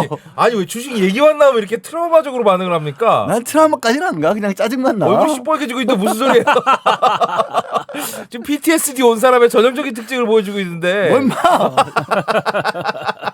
아니 왜 화를 내? 뭐 카카오로 했어 왜? 꼴라 하나 했어. 주식 계좌 몇 개 갖고 있었냐고. 갖고 있었지. 보통 저렇죠. 그래. 사실을 알고 있었어. 당연하지 뭐. 그냥 화내라고 얘기한 거야. 분노를 많이 유발시키는 거군요. 예. 네. 근데 뭐 이렇게 레드팀 해가지고 결론을 낸다고 해서 음. 이렇게 결론을 내면 아 레드팀을 했으니까 욕을 안 합니까 사람들이? 당연히 욕을 하죠. 하지 할 수밖에 정말. 없지. 이거는 약간 스스로 내린 사형 선고 같은 거예요. 검찰의 운명에 대해서 그렇죠. 스스로 내린 사형 선고다. 이거는 이제 검찰들은 야 이거 근데 일단 지금은 불기소 처분을 한다 쳐. 또 고발하면 되잖아. 또 고발을 하든지 아니면 이의 제기를 하든지 검찰 어. 처분에 대해서 그렇게 할 수 있는 거고 애초에 고소인이 있었기 때문에 고발인이 있었기 때문에 그리고 이 특검법에다가 아예 넣어버려도 되고요. 그렇지. 왜 자꾸 그렇죠. 전화가 오냐. 지금 네. 넣겠다고 했고 또 하나 웃겼던 게 거기 거기 이제 불기소 주요 사유직이 아직 언론에 이 내용이 안 나오는데 네. 이런 내용도 이제 주된 사유로 나와요. 우리가 그 항소심에서 유죄 판결을 받은 손모 씨 방조죄로 유죄 판결 받았잖아요. 네. 그 손모 씨보다도 오히려 김건희 계좌가 더 많다. 그렇죠. 그러니까 같은 내용인데 이 사람도 최소한 방조로는 처벌해야 된다라는 식의 얘기까지 전달을 드렸는데 네. 근데 그 손모 씨에 대해서는 뭐라고 하냐면 아, 이 사람 이전에도 주식을 많이 가지고 있었고 많이 투자해본 전문 투자가였어. 하지만 당시에 김건희는 여사라고 뺀 이유 당시 김건희죠. 당시 김건희는 그런 거 잘 모르는 사람이었어. 그리고 그 여기에 개입해 있었던 사람들 중에 일부끼리 일부 대화를 또 따옵니다. 거기 네. 대화 내용은 뭐냐면 아 김건희는 아무것도 몰라. 엄마가 시키는 대로 한 거야. 걔는 피해자이지. 이런 몇 마디가 있어요. 근데 이 몇 마디를 따서 아 손모 씨는 전문가였지만 김건희는 피해자일 뿐이다. 근데 피해자일 뿐인데 두 모녀가 22억 9천만 원을 근데 왜 벌었어? 돈은 그 피해자들만 벌었어? 다른 사람들은 손해보고 다 왜- 손해봤는데 왜 그러니까. 돈은 피해자만 벌어요? 그러니까 뭐 이런 세상 아니 뭐 이런 사건이 있을 수가 있어요. 그거를 이런 거야. 자기들이 봤었을 때 딱 필요한 부분만 딱 따가지고 온 거야.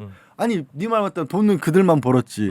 다른 말에는 다른 판결문에는 다 김건희도 알고 있었다는 얘기도 나오고 그 우리 전달해드린 거 있죠. BP 패밀리. 네. 내가 그렇게 욕 먹었잖아. 그렇지. 내가 BP가 브리티시 페트롤이라 그랬다고.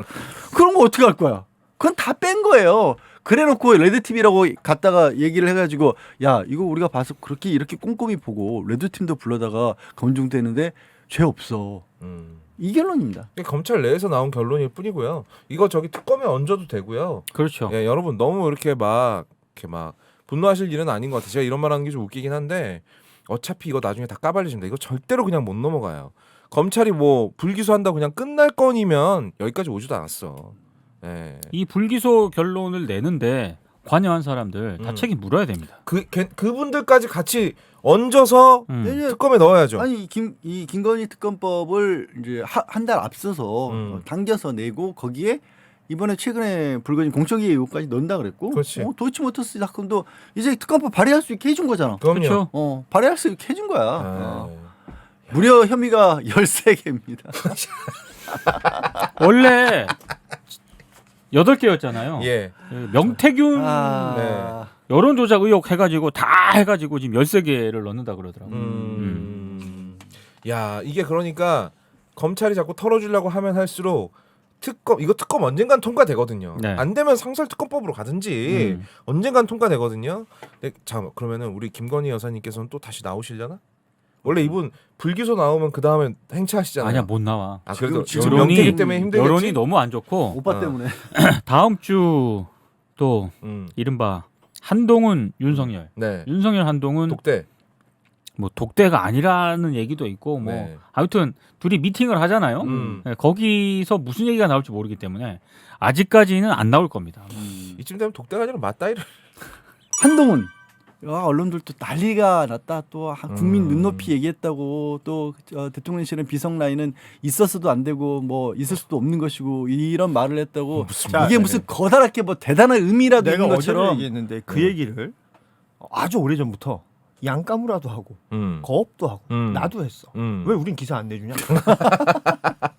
왜 국민 눈높이 선생님만 대서특필을 내주냐고. 그리고 지금 야당에 있는 인사들 다 그 얘기 안 했어? 뭐 입만 열면 그 얘기지.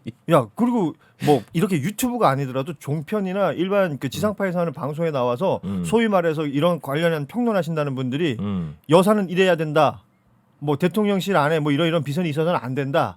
이런 얘기 안 했냐고. 그런 얘기들을 할 때는 막 그런가 보다 하고 넘어가더니 개쌩 같지. 한동훈이라는 인물이 이 얘기하니까 왜 대한민국 언론들 왜 이러는 건데?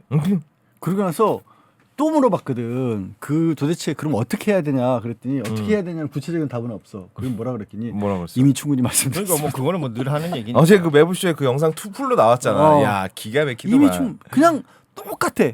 근데 이제 어제 그 생각이 들더라고. 결국에는 이렇게까지 해서라도 사실 처음에는 이 언론이 얼마나 절박하면 한동훈이라도 나서서 이런 자리를 좀 만들어 주기를 바라는 희망사항을 담고 있다. 플러스 이제는 이것들이 이제 선거운동하나? 그러니까 부산 금정구까지도 흔들린다는 얘기가 나오니까 이게 금정구에 있는 여론에 대해서 조금이라도 한동훈을 도와서 힘을 실어서라도 이거 바꾸게 만들어야 된다는 식으로 보수에 호소하는 쪽으로 언론들이 생각하는 거 아닌가? 나는 이게 맞는 것 같고요. 이게 한동훈이 이러는 이유도 저는 이거 금정구 선거 때문인 것 같아요. 그러니까 그거밖에 그러니까 없는 것 같아. 한동훈은 매번 이랬어요. 총선 때도 그랬죠. 선거 때가 되면은 약간 들이받는 액션의 듯이 어떤 액션의 그 사전 작업 정도 합니다. 액션 말만, 안 해요. 말만, 네, 말만, 그러니까 말만. 사전 작업 정도 그냥. 이러면은 제가 한번 붙는 거를 고려해 볼 수 있다는 의견이 일각에 있다고 들었습니다. 뭐 요 정도? 아니 심지어 그러잖아. 어. 우리 당 의원들이 뭐라고 했는지 모르겠지만 그런 그러니까. 저도 그 생각합니다. 밑자락을 계속 깔죠. 계속 가를. 그럼 이제 언론이 뻥 튀겨. 그리고 나서 선거 끝나면 쌩까. 이 패턴이 지금 저기서 제대로 나오려면 딱 한마디 하면 돼. 특검법 저희라도 통과시키겠습니다. 그렇지. 행동이 나와야 돼. 행동이 행동이. 특검법 저희라도 통과시키겠습니다. 저거 최혜병 특검법 가지고 당 대표 됐잖아. 지금까지도 씹고 있잖아. 한마디도 안 하고 있잖아. 거의 되고. 똑같은 거야. 똑같은. 최혜병 특검은 얘기만 나오면 제가 충분히 말씀드린 것 같습니다. 그러니까 진짜 정치를 하고 싶다면 그러니까 내용이 있어야지. 말풍탄만 있고 말풍선만 있을 게 아니라 그 아까 말한 것처럼 그 최상병 특검 얘기를 하면서 당 대표 그리고 총선 다 그걸로 치른 거 아니에요. 뭐 이겼다 졌다는 나중 문제라 할지라도 본인이 팔 수 있는 광은 그런 거밖에 없는 거야. 없죠. 윤석열 대통령이 하고 있는 무언가를 지지하지도 못해. 그리고 이게 당 내에서 그러니까 왜 그러잖아. 뭐 현재 권력과 미래 권력이 있으면 미래 권력은 현재 권력 들이받아야지 나간다. 그러면서 맨날 회자되는 게 과거 MB와 박근혜 때 얘기 계속 나온단 말이야. 그러면서 한동훈에 대해서는 계속해서 기사를 생산하고 스토리를 만들어내. 언론들이 세상에서 그렇게 한동훈 같은 정치인이 없는 거야? 왜 그 사람만 그렇게 막 만들어줘? 그러고 나서 비판을 해야 될 거 아니야. 그러면 했냐 이거지. 그리고 한동훈이라는 사람이 정말 제대로 된 정치를 할 거라면 지금 얘기한 것처럼 특검법을 내는데 이 특검법을 자기들 유리하게 내면 되잖아. 그렇지. 그럼 민주당하고 딜을 할 수 있을 거 아니야. 그러니까 민주당의 특검법을 그대로 받으란 얘기도 아니야. 민주당의 특검법이 이런 게 있고 그리고 그 중심 코어는 흔들어서는 안 되겠지. 네. 김건희라는 사람에 대한 특검을 할 거라면 이게 뭐 도이치모터스가 됐건 아니면 명품백이 됐건 여러 가지 의혹들이 양평 고속도로가 됐건 이걸 다 때려 넣어가지고 종합 특검을 하는데 그러면 뭐는 넣고 뭐는 빼자라든지 아니면 특검을 누가 임명하게끔 만들자라고 얘기할 때 자신들 집권 여당의 몫이 생기게끔 한다든지 이런 걸 딜을 칠 생각을 안 하고 그냥 말도 안 되는 아주 원론적인 얘기. 자, 제가 지금 세 끼를 안 먹었습니다. 배가 고프지요. 그 지금 어느 정도 고프십니까? 이미 충분히 설명드린 것 같은데요. 이 얘기만 계속 하고 있는 거 아니야. 이게 계속 그 뭔데 얘기만. 대한민국 온 나라 뉴스에 이것만 노다지 나와. 여기에 대한 문제 의식이 없을까? 국민들이? 네. 근데 자 잠깐만 스톱. 왜? 저 우리 광고주가 슈퍼챗 3만 원이나 쏘시면서 인터넷 비교원님께서 네 월급 오셨네라고. 오늘은 월급 날입니다. 근데 받자마자 고쟁이 방귀 빠져나가듯 없어질 듯하네요. 표현 고급지네요. 예. 불과 몇 개월 전만 해도 이 정도는 아니었는데라는 얘기는 월급이 깎였다는 얘기인가요? 줄어들었다는 얘기인가요? 아니면 본인이 씀씀이가 커졌다는 얘기인가요? 아니 잘 근데 모르겠네요. 인터넷 네. 비교님이 이게 광고 주님이 아니라 광고 주님 밑에서 일하시는 분이 본인의 그렇지. 월급을 가지고 지금 저희한테 맞아요. 보내주신 거예요? 야 너무 이거 감사드리고요. 이게 너무 예. 자 우리 인터넷 비교원님께 저희가 따로 나중에 양카무라 이름으로 커피 한 잔 쏘도록 하겠습니다. 아 제가 좋은 뭔 개소리야? 아니 우리 구독자한테 커피 한 잔 쏘도 그렇게 아깝소. 아니 아까운 게 아니라 제가 좋은 정보 하나 드릴게요. 뭐? 예. 인터넷 비교원을 이용해서 주변 지인들한테 소개를 해주면 4만 원씩 생겨요. 너 지금 인터넷 비교원한테 그거 알려드리는 거야? 아 이거 여러 명 하면 4만 원 곱하기 계속 생기는 거라고. 네. 그거 저분이 알려주는 거야 우리한테? 아 그런 거야? 아, 미안합니다. 뭔 개소리야? 오늘 완전 개소리 페스티벌이네. 예. 자 아까 국민의 암님께서 5,000원. 양 변호사님 도이치 무혐의 때리면 공소시효는 어떻게 되나요? 라고. 공소시효는 살아 있습니다. 그 무혐의 때린다고 끝이 아니에요. 이의 제기도 할 수 있고 다른 사람이 뭐 재정 신청도 할 수 있는 거고 검찰이 무혐의가 끝이 아니에요. 그렇죠. 근데도 불구하고 무혐의 한다는 게 넌 너무 이상한 거야. 그러니까. 아니, 이거는 특검을 하면 어떻게 되냐면 무혐의 때린 검사들까지 같이 집어넣어서 특검해야 돼요. 그렇죠. 이제는. 그렇죠. 너 뭐 가지고 무혐의했어? 예. 이렇게. 이젠 네. 특검 규모만 커지는 거예요. 근데도 그런데도 것마다 하겠다는 감수하겠다는. 왜냐하면 도대체 김건희가 왜냐하면 우리 김건희 여사님은 말했지만 조사받고 이런 걸 참을 수가 없는 분이라니까. 그리고 좀 전에 하던 얘기로 돌아서 한동안 저렇게 얘기를 하잖아. 그러면 언론들은 이게 선거운동처럼 하면 그나마 이 상식적으로 생각해 봤을 때는 요때라도 국민의힘에 좀 넘어가셔야 될 거 아니야. 권성동 윤상현 또 나서가지고 저게 무슨 소리냐며 어디 국민 눈높이라면서 우리 여사님을 건드리냐며. 야. 그 지금 생각하면 되게 웃긴 게 내일 모레야 선거가. 네네. 한동훈 내가 봤을 때 말씀드린 내일이야, 것처럼 내일. 내일이야. 그러면 선거 앞두고라서 저런 내일 멘트라도 수요일이지. 치게 내버려 둬야 되는데 그렇지. 그 꼴도 못 보는 거야. 못 보지. 안 차라리 부산을 주는 정이 있을지언정 네가 우리 여사님을 건드리는 꼴은 못 본다. 누군데 도대체 뭔데? 나 너무 궁금해 이제. 보지. 말했잖아. 우리 여사님 검찰 출두하면은 말이야. 옛날 사진 보면서 김건희 씨 본명 맞아요? 이 본인 맞습니까? 뭐 이런 거 못 견디신다니까. 아니 권성동은 왜 저러냐고. 원상은은 왜 저러고. 이거는 이제 충성 경쟁이 아닐까. 그 충성 경제를 지금도 저렇게 해? 그 왜냐면 여사님이 한동훈 싫어하잖아. 아니 아니, 그러니까 대신 때려주면 형 저기 뭐야 기추자가 나 때릴 때마다 속 시원하지 않아? 기주아 너 때려? 기추자 가끔 나한테 막 이렇게 닥쳐 막 이런 얘기 할 그래? 때마다 그래 담배 잘해줘야겠다. 몰라. 방송을 안 봤지. 몰라. 봐봐 이 형도 그러잖아. 거의 없다를 때려줬어? 이 새끼 잘해줘야겠네. 바로 나오잖아. 진짜 하여튼 그래서 그 결론은 김건희로 다 모일 것 같습니다. 결론은. 그러니까 어쨌든 지금 김건희의 나라야. 김건희의 나라가 처음부터 김건희의 나라였는데 우리가 모르고 있었고 이제 알게 되는 거죠. 설마 네. 하던 게 맞아 이러는 것 같아. 그 SNL에서 그 주현영 씨가 말이죠. 김건희 여사 코스프레를 몇 번 했어요. 근데 갑자기 하차를 했어요. 그 되게 이상하긴 하더라. 아니, 그러니까 지금까지 윤 대통령 코스프레를 SNL이 몇 번 했는데 아무 일도 없었거든요. 아니, 그리고 주현영이 지금 음. 가장 잘 나가는 데 아니야? 지금 제일 잘 탑 찍은 거 나갔고요. 저기 뭐야.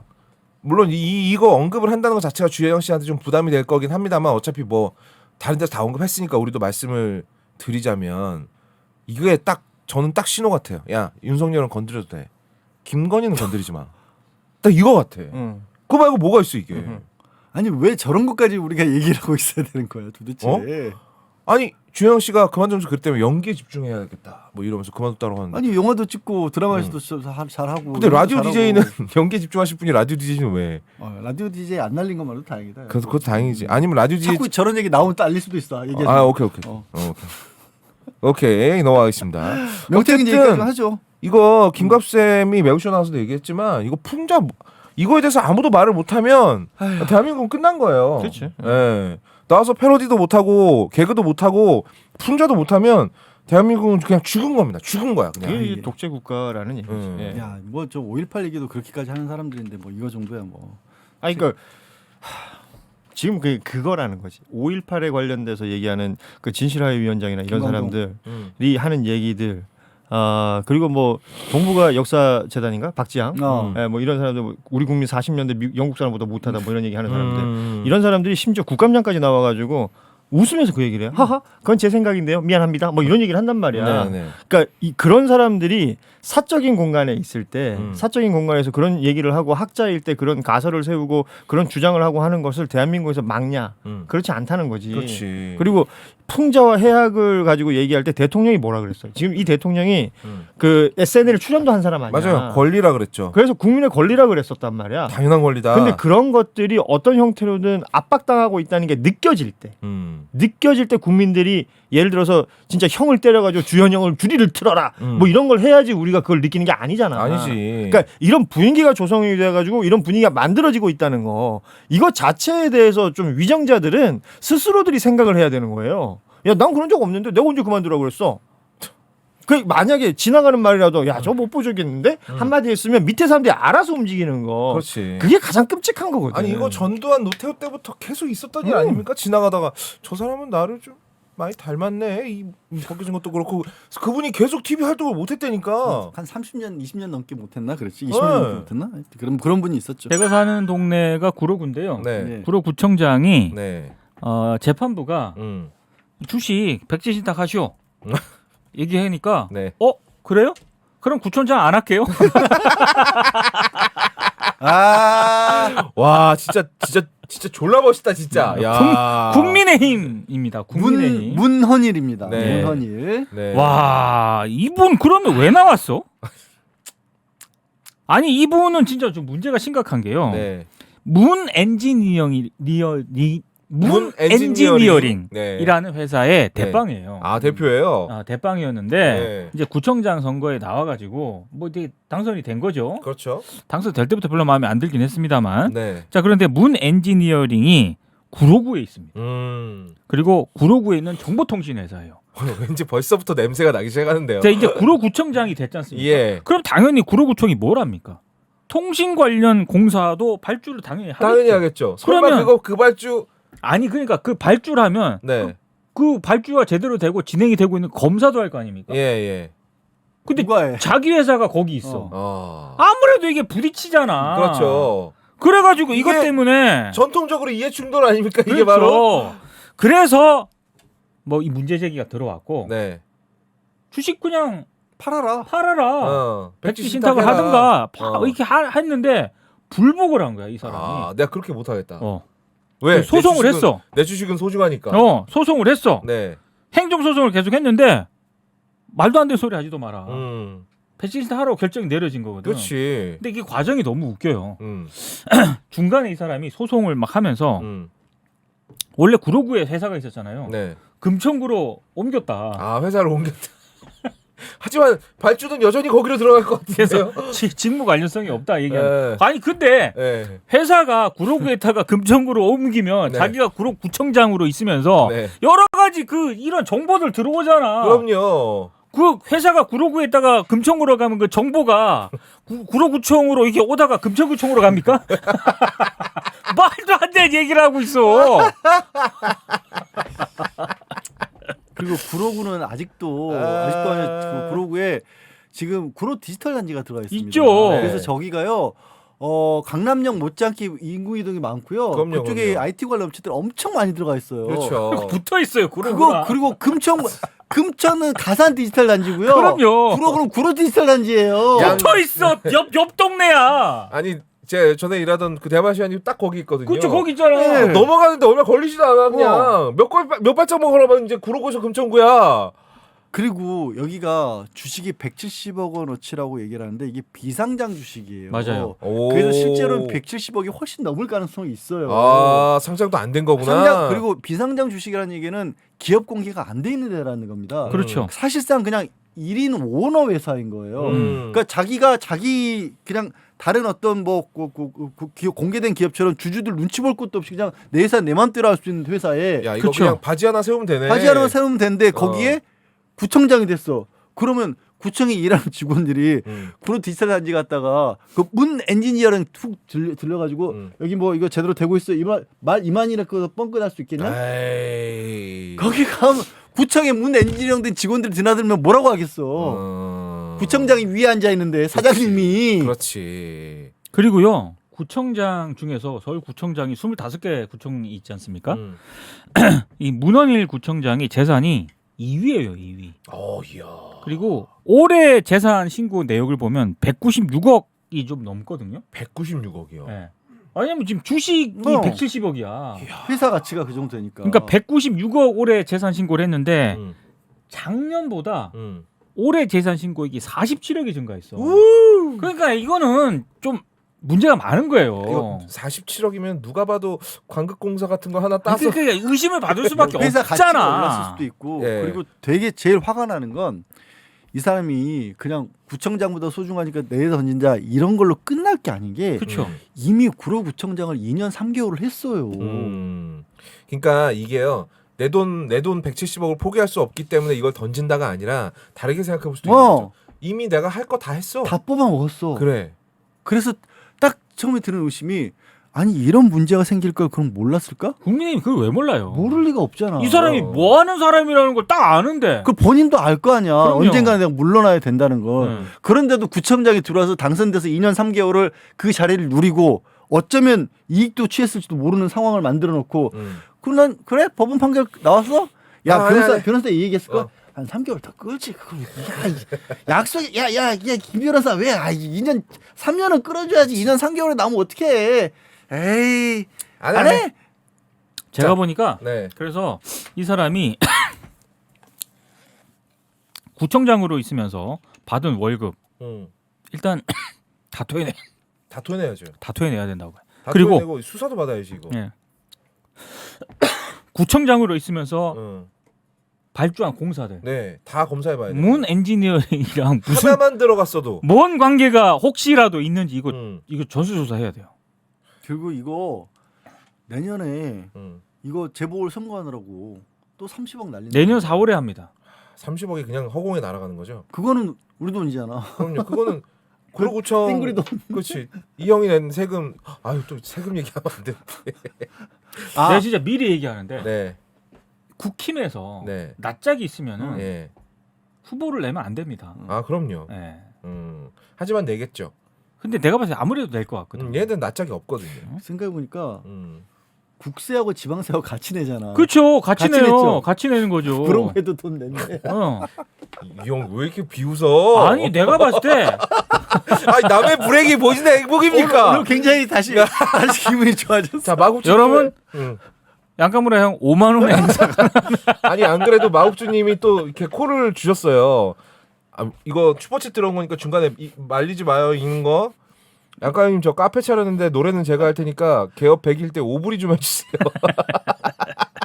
오브리가 뭐야? 오브리 옆에서 밴드 반주 좀 해.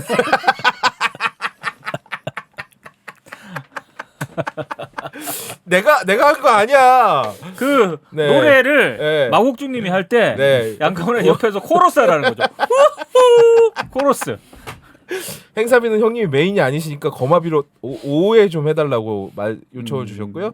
대추 오케이님께서 이 조합 사랑스러워 광고도 진짜 잘한다 하시면 10만 원 보내주셨습니다. 아주 선뜻 그냥. 네. 감사드립니다. 아 그리고 김규민님께서 또 슈퍼챗 쏘시면 저는 3,500엔 드릴게요라고 하셨고요. 야 오늘 뭐 드립이 풍년이네요. 야 넘어갑시다. 네. 아니 넘어가지 맙시다. 좀만 더 하면 안 돼요? 근데 이 사람 때문에 30억 들여서 저 선거를 다시 해야 되는 거고. 네. 아 짜증 나네. 야 이거 세금이 이런 식으로 세면 어떡합니까? 이렇게 하면 안 되나? 이 사람 때문에 책임 때문에 이게 구청장 선거를 다시 하는 거지 않습니까? 네. 더더군다나 이해충돌이라든가 네. 백지 신탁을 하니까 그거 하기 싫어서 그만둔 거잖아요. 그렇죠. 그러면 이 사람 때문에 30억 들어서 선거를 다시 하니까 음. 이 사람 보고 30억 내라고. 아 그렇게 해야지 진짜. 이렇게 해야 된다고 봐. 그 와중에 그 퇴임식까지 열었대요 또 성대하게. 그러니까 돈도 많으니까 어. 그중에 30억 해가지고 선거 치르는 걸로 하시죠. 아니 뭐 이런 게 정말 욕하고 싶네.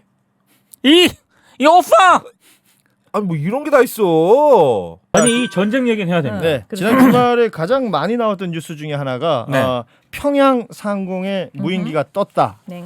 그래서 북에서 특히 김여정 부부장이 무라무라했다. 그 흔히 뭐 말폭탄이라고 그러고 막말이라고 그러고 뭐 굉장히 강한 말들을 했죠. 네. 그러자 우리 정부가 이거 우리가 보낸 거냐라고 물었더니 이게 왜냐하면 국감이 진행되고 있을 때 이 상황이 벌어져가지고 맞습니다. 국방부 장관 김영현 장관한테 현장에서 물었을 때 우리가 한 거 아니다라고 얘기했다가 1시간 후에 정부에서 이걸 바꿨어요. 그렇죠. 확인해 줄 수 없다. 이렇게 얘기가 바뀌면서 이야기가 진행이 됐던 일련의 과정들이 있었고 뭐 뉴스가 엄청나게 쏟아져 나왔죠, 이것도. 네. 예. 그래서 그 뉴스 내용들 좀 볼 텐데 일단은 과연 이 상황이 뭐냐? 그러니까 흔히 하는 말로 전쟁 나냐? 아니 왜 이렇게 서로 이러냐라는 얘기. 그리고 일요일 아침에 KBS 일요진단인가요? 거기 이제 신원식 국가안보실장이 나와가지고 붕짜자 나오셨습니다. 붕짜자 나와가지고 내가 오랜 경험이 있는데 이럴 때 무시하는 게 상책이다. 무시하면 안 되죠. 예, 이런 얘기를 했어요. 네. 무시하면 큰일 나죠. 뭐 하자? 국가안보실장이라는 사람이 나와가지고 진짜. 그렇게 얘기하고 있다. 그럼 국민들한테는 어떤 식으로 메시지를 줘야 될 것이냐? 이게 대외적인 거, 대내적인 거 따져야 될 게 되게 많은 이슈란 말이에요. 그럼에도 불구하고 무시가 뭐 상책이라면서 무시로 일관하는 이 정부의 모습까지인데 이 상황을 다루는 언론들의 태도, 요걸 좀 짚어봐야 된다.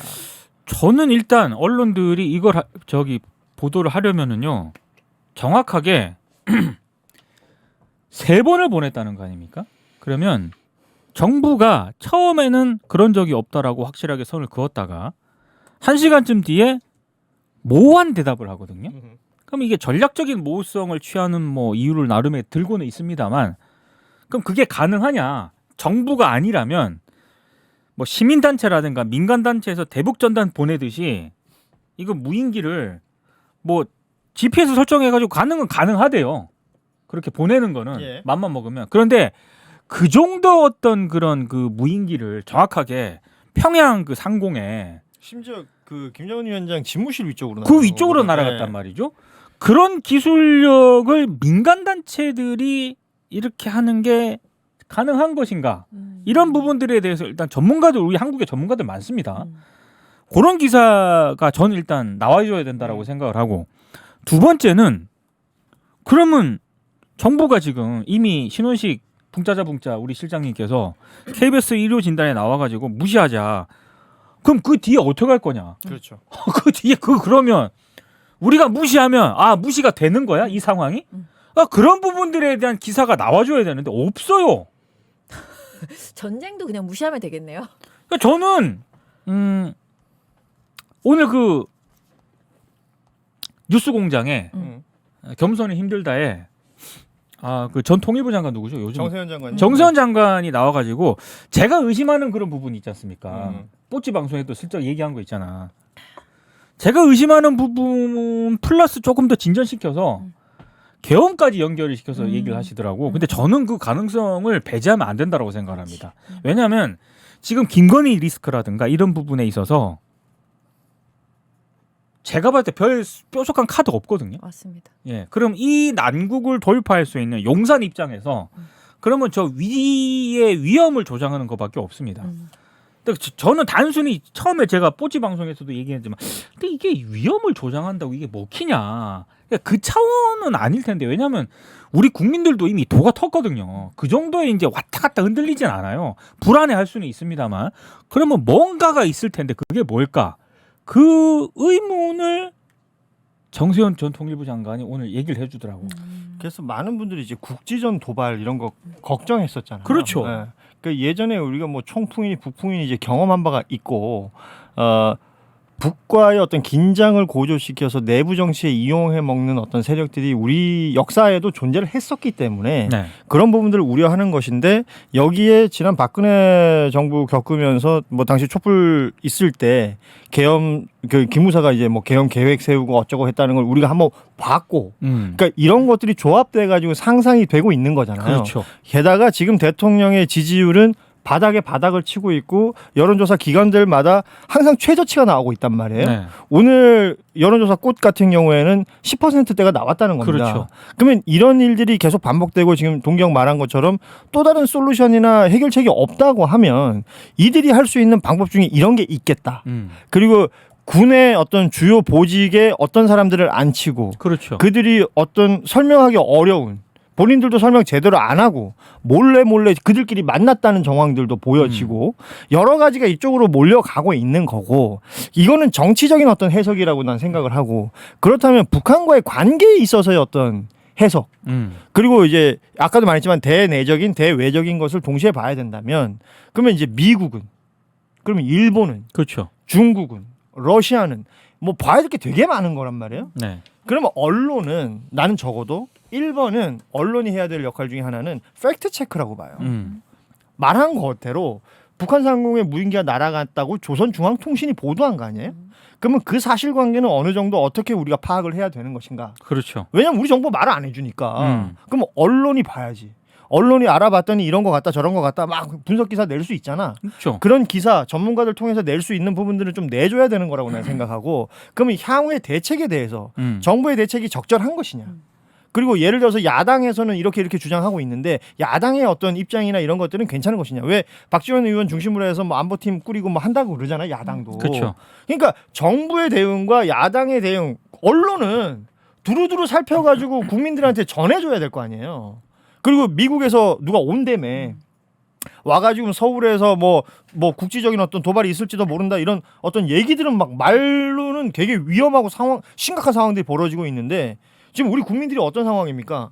나도 지난주에 3번인가 봤어. 네. 하늘 위로 날아가는 그 풍선을. 그렇죠. 북에서는 풍선이 이렇게 날아오고 이게 정상적인 상황이 아니잖아. 정상적인 상황이 아니고 안보 그렇게 얘기하는 소위 말하는 보수 정권이 안보에 대해서 뭘 진전시켜놨고 국민들 안심을 어떻게 시켜주고 있냐고 전혀 없지 않느냐. 이 부분에 대해서 얘기를 해야 되는데 정부에서도 확인해 줄 수 없다. 뭐 전략적 모호성 어쩌고 저쩌고 하지만 전략적 모호성이라는 거 가지고 국민들을 어떻게 안심시킬 것이냐. 그래서 뭐 예를 들면 북에서 도발하면 뭐 거기는 종말로 갈 것이다. 뭐 이런 말 가지고 해결될 문제가 아니지 않느냐. 그러니까 저는 대북전단 할 때부터 지금 윤석열 정부가 대북전단 시민단체를 띄우는 거 방치하고 있지 않습니까?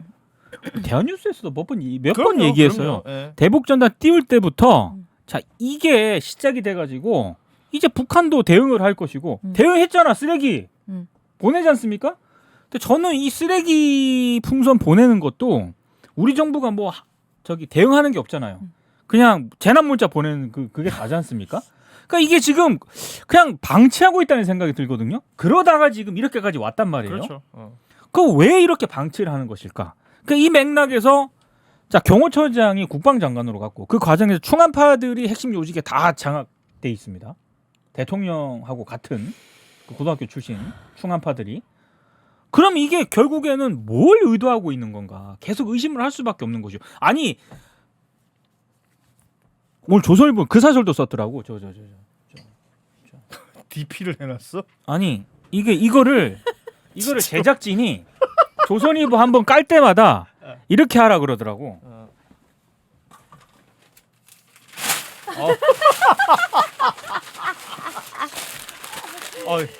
이 자식들아, 이 뭐고 이거. 이를 평양에 뿌려진 전단에 자기 입에 불리는 김정은 부녀 명품 치장. 너희 여사님 얘기나 좀 해라 이 자식들아. 이 조선일보가 사설에서 북한이 먼저 계속 무인기 보내지 않았냐. 아니 그러니까 그 북한이 근데 먼저 그걸 따지고 치면은 우리 쪽에서 대북 전단 보낸 지는 엄청 오래됐거든요. 그러니까 이게 별 중요한 게 아니에요. 그럼 문제가 뭐가 중요하냐? 그래서 전쟁하자는 거야? 제가 저도 사실 그 얘기를 오늘 하면서 그걸 하려고 했었는데 기축자도 그걸 올려놨더라고. 조선일보 파리 특파원이 미쳤어요. 우리는 이스라엘처럼 할 수 있나라는 칼럼을 썼어요. 근데 이거는 10월 12일 날 썼거든요. 다른 걸 다 떠나서 이 이스라엘이 군과 정보기관의 실행 능력 무엇보다 국민의 단결력에 주목하게 된다. 뭐 이래가지고 우리는 이스라엘처럼 할 수 있냐? 뭐 이렇게 해놨어. 특파원 리포트야. 그러면 오히려 역으로 묻고 싶은 게 너는 그럼 이스라엘하고 중동처럼 한반도 그런 데서 살고 싶니? 언제 어디서 미사일 날라올지 모르는 그런 데서 24시간 맘 졸이면서 막 생사를 막 졸이면서 그런 데서 살고 싶냐고. 아니 가만히 있어봐. 그러니까 이스라엘처럼 할 수 있냐라는 게 이스라엘처럼 공격할 수 있냐 이 얘기겠지. 그 얘기야. 그 얘기. 나는 약간 되게 좀 이런 건 책임져야 되지 않아? 저런 말을 하는 사람들은? 얘 이스라엘 중동 저 보내야 돼. 그러니까 책임져야 된다고 난 봐요. 저렇게 말한다는 건 그렇게 해야 된다라고 주장하는 거라면 이런 사람들은 지면을 할애해서 저렇게까지 말을 할 수 있는 사람들이라면 저 말에 대한 책임져야 됩니다. 이 사람은 뭔데요? 나는 진짜 좀 이걸 보고 깜짝 놀란 게 뭐 그럼 어쩌자는 거예요? 가자지구 몰아놓고 사람들 그냥 민간인들까지 학살하는 그 모양새를 우리가 취해야 된다는 건가요? 아니면 전쟁이 장난이에요? 아니면은 이 특파원 정철한 특파원은 전쟁 광이세요? 아니면 어린애처럼 전쟁이 뭔지 몰라요? 내가 초등학교 1학년이었나 2학년짜리가 전쟁 나면 재밌을 것 같아요 막 이러는 거예요. 애기니까 그럴 수 있잖아. 뭐 쾅쾅 하고 막 뭐 이런 게임을 생각할 수 있잖아. 애기니까. 근데 제가 그때는 좀 지금도 그렇지만 이렇게 얘기해 버렸어. 애한테 전쟁이 어떤 거냐면 네 눈앞에서 네 가족이 죽을 수도 있는 거야라고 얘기를 해줬거든요. 이 정철한 특파원 선생님은 그 아이랑 다를 바가 없어요. 전쟁이 장난 같아요. 이게 지금 무슨 말이에요? 난 너무 놀랐어. 왜냐면 이 동시에 어떤 한강 작가가 왜 지금 안 나오냐, 왜 그냥 서면으로만 답했냐 이렇게 얘기하더라고요. 지금 여기저기서 사람들 가자지구도 그렇고 사람들이 죽어가는데 내 상 받은 노벨상 받은 게 뭐 그렇게 축하할 일입니까? 그냥 전 조용히 보내고 싶습니다. 이렇게 밝혔잖아요. 나는 이게 동시에 이렇게 딱 올라오면서 뭔가 세상이 약간 이게 평행우주 같은 그런 느낌을 좀 받았습니다. 그렇죠. 이 너무 너무해요. 이거는 아무리 글이라도 너무 폭력적입니다. 깜짝 놀랐어요. 악마 같습니다. 제목 보고도 진짜 리얼 악마인가라고 생각했어요. 전쟁에 대한 어떤 그런 그러니까 정부한테 물어야죠. 그래서 전쟁하자고? 뭐 어떻게 할 건데? 언론이라면 그걸 해줘야 되는 거 아니냐. 왜냐하면 국민들이 그런 비슷한 느낌을 받아요. 뭐 어쩌라고? 그러니까요. 어쩌자고? 지금 니들 뭐 하자는 건데? 라는 얘기를 우리 국민들은 이렇게 입에서 입으로 통하고 있고 그걸 정부에다 대고 직접 물어줄 수 있는 사람 그 스스로들이 1호 국민이라고 얘기하는 질문할 권리가 있다고 얘기하는 그 기자들 아니겠습니까? 거기에 대한 얘기가 없어요. 신문을 아무리 뒤져봐고 보도를 아무리 찾아봐도 거기에 대한 이야기가 없다고. 북한 전문 기자라는 사람들이 언론사마다 있다면서요. 그럼 그들이 나와가지고 분석해 주는 게 내가 분석하는 거하고 크게 다르지 않아. 이건 뭐야? 그러면 맨날 하는 얘기 있거든. 북한에서 왜 저럴까요? 왜 저렇게 센 표현을 쓸까요? 우리한테 뭐 저 사람들이 전쟁하자는 얘기일까요? 뭐 바깥으로 이제 어떤 그 스스로들의 위기를 돌려가지고 내부 결속을 다지고 그만큼 지금 북한 정권이 위험하다는 소리 아니겠습니까? 북한 정권이 뭐 위기감을 느낀다는 소리 아니겠습니까? 이런 얘기를 하고 있는데 이건 나도 이제 외울 정도의 레파토리가 되어버렸어요. 그리고 이거는 북한 전문 기자를 굳이 등장시킬 이유가 없어요. 왜냐하면 저는 이걸 원하는 쪽이 과연 누굴까? 그렇죠. 이건 그냥 정치부 기자가 해도 돼. 그러니까 기승전 국내 정치로 귀결되는 이 내용에 대해서 왜 이렇게 눈 감고 있느냐. 그렇죠. 그러니까 짚어줄 건 짚어주고 이러이러 뭐 하다못해 그 언론이 잘하는 말 있잖아. 그렇게 생각한다 하더라도 이러이러한 우려가 있다. 그렇죠. 이렇게 정리해 놓으면 국민들이 그 정보를 취득할 거 아닙니까? 야 정말 그럴 수도 있겠는데 이런 생각을 하는 거하고 그냥 멍하게 서로 지금 소리만 꽉꽉 지르고 있다. 서로 우악만 부리고 있다. 이렇게 기사 쓰는 거하고 완전히 다른 거잖아요. 그렇죠. 이게 평화가 안보라는 말이 되게 뻔한 말 같지만 이게 그냥 맞는 말이라고 생각을 해요. 그리고 이렇게 전쟁 노래 부르는 놈들은 사실은 가장 전쟁이 안 일어날 거라고 생각하는 것 같아. 그거 믿고 그냥 광파는 것 같습니다. 아니, 전쟁이 안 일어날 거라고 생각하는 거면 다행인데 전쟁이 일어나도 자기들은 괜찮다고 생각하는 거죠. 그럴 수도 있고요. 난 그게 제일 쓰레기라고 생각하거든요. 그렇죠. 그러니까 누군가의 피해와 누군가의 아픔을 전혀 공감하지 못하는 거예요. 아까 그 이스라엘처럼 하자는 조선일보 기자도 마찬가지고 만약에 실제로 그런 생각을 하고 있는 인간들이 있다면 그런 인간들부터 그 전선이 펼쳐지면 제일 앞장서서 내보내야 되고 제일 일면에 내세워야 될 인간들이에요. 다리 그리고 폭파하고 도망가겠죠. 뭐 예를 들면 그런 게 있잖아. 특파원이니까 안 들어올 수도 있어. 딴 데가 있겠지. 그러니까. 예. 비행기가 안 뜨는데요. 뭐 이딴 소리 하고 앉아있겠지. 진짜 윤병한다잉. 그러니까 나는 그런 거예요. 전쟁이란 것을 우리도 경험해봤어? 안 해봤잖아. 전쟁의 참상을 알고 계신 분들의 얘기 들으면 이딴 소리 못합니다. 그럼요. 맞습니다. 그리고 간접적으로 경험하고 간접적으로 눈으로 하기엔 우리 같은 사람들도 뭔가 이렇게 공감대라는 게 있단 말이야. 근데 그런 공감대도 없이 떠들어 제끼는 말들을 그리고 그런 공감대를 애써 외면하고 애써 왜곡하고 있는 그런 말들 이거는 현혹이잖아. 그렇죠. 언론이 그러면 안 되는 거니까. 사람 죽고서 뭐 전쟁에 승리하면 뭐합니까? 그게 승리입니까? 말 같지도 않은. 아유 정말 한심합니다. 이거 노린 이런 걸로 광파는 정치 세력도 진짜 문제인데 그래서- 여기에 같이 놀아나주는 언론도 그렇죠. 한심해요. 그래서 이번 국정감사 기간에 이번 주에라도 국회의원들이 정세현 전 장관도 그 얘기 하더라고요. 계속 이 얘기를 공론화 시켜야죠. 이게 분명히 또 막 음모론이네 어쩌네 할 거거든. 근데 계속 얘기를 해줘야 돼. 그럼요. 야, 너 지금 계엄령으로 가려고 그러냐? 음. 어? 그거 원하는 거야? 북한이 도발을 북한은 제가 봤을 때 우리 쪽에서 이게 기조를 안 바꾸지 않습니까?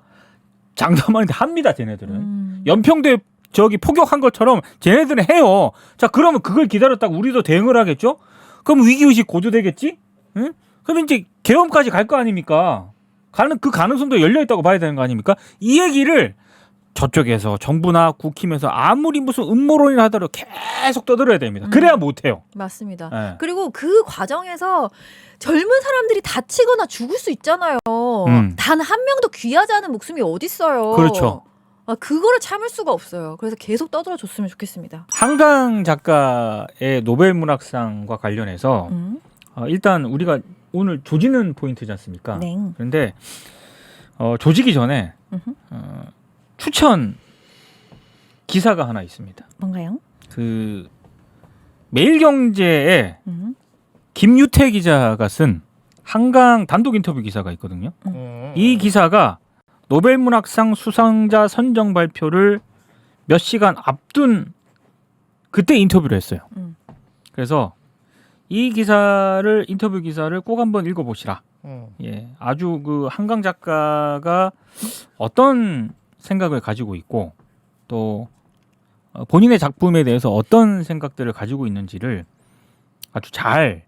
물론 이제 그 뒤에 뭐 한겨레라든가 노벨문학상 수상 이후에 몇몇 좀 돋보이는 기사들이 있긴 했습니다만 제가 봤을 때 이 매일경제의 김유태 기자가 쓴 한강 단독 인터뷰는 일단 타이밍이 너무 죽였고요. 그러니까요. 타이밍 너무 죽였습니다. 근데 이 타이밍이라고 하는 것도요. 이 기자가 이 작가에 대해서 평소에 관심이 이렇게 없었으면은 제가 인터뷰 기사를 쭉 다 읽어봤거든요. 그냥 야 인터뷰에 이게 아니고 이 김유태 기자는 한강이라는 작가를 진짜로 좋아했던 것 같습니다. 맞습니다. 예, 그래서 그게 인터뷰 기사에 뚝뚝 묻어납니다. 그 김유태 기자가 그 되게 진짜 운이 좋기도 하고 사실 자신이 의도한 거기도 한데 9월 29일에 이메일 질문을 발송했대요. 맞습니다.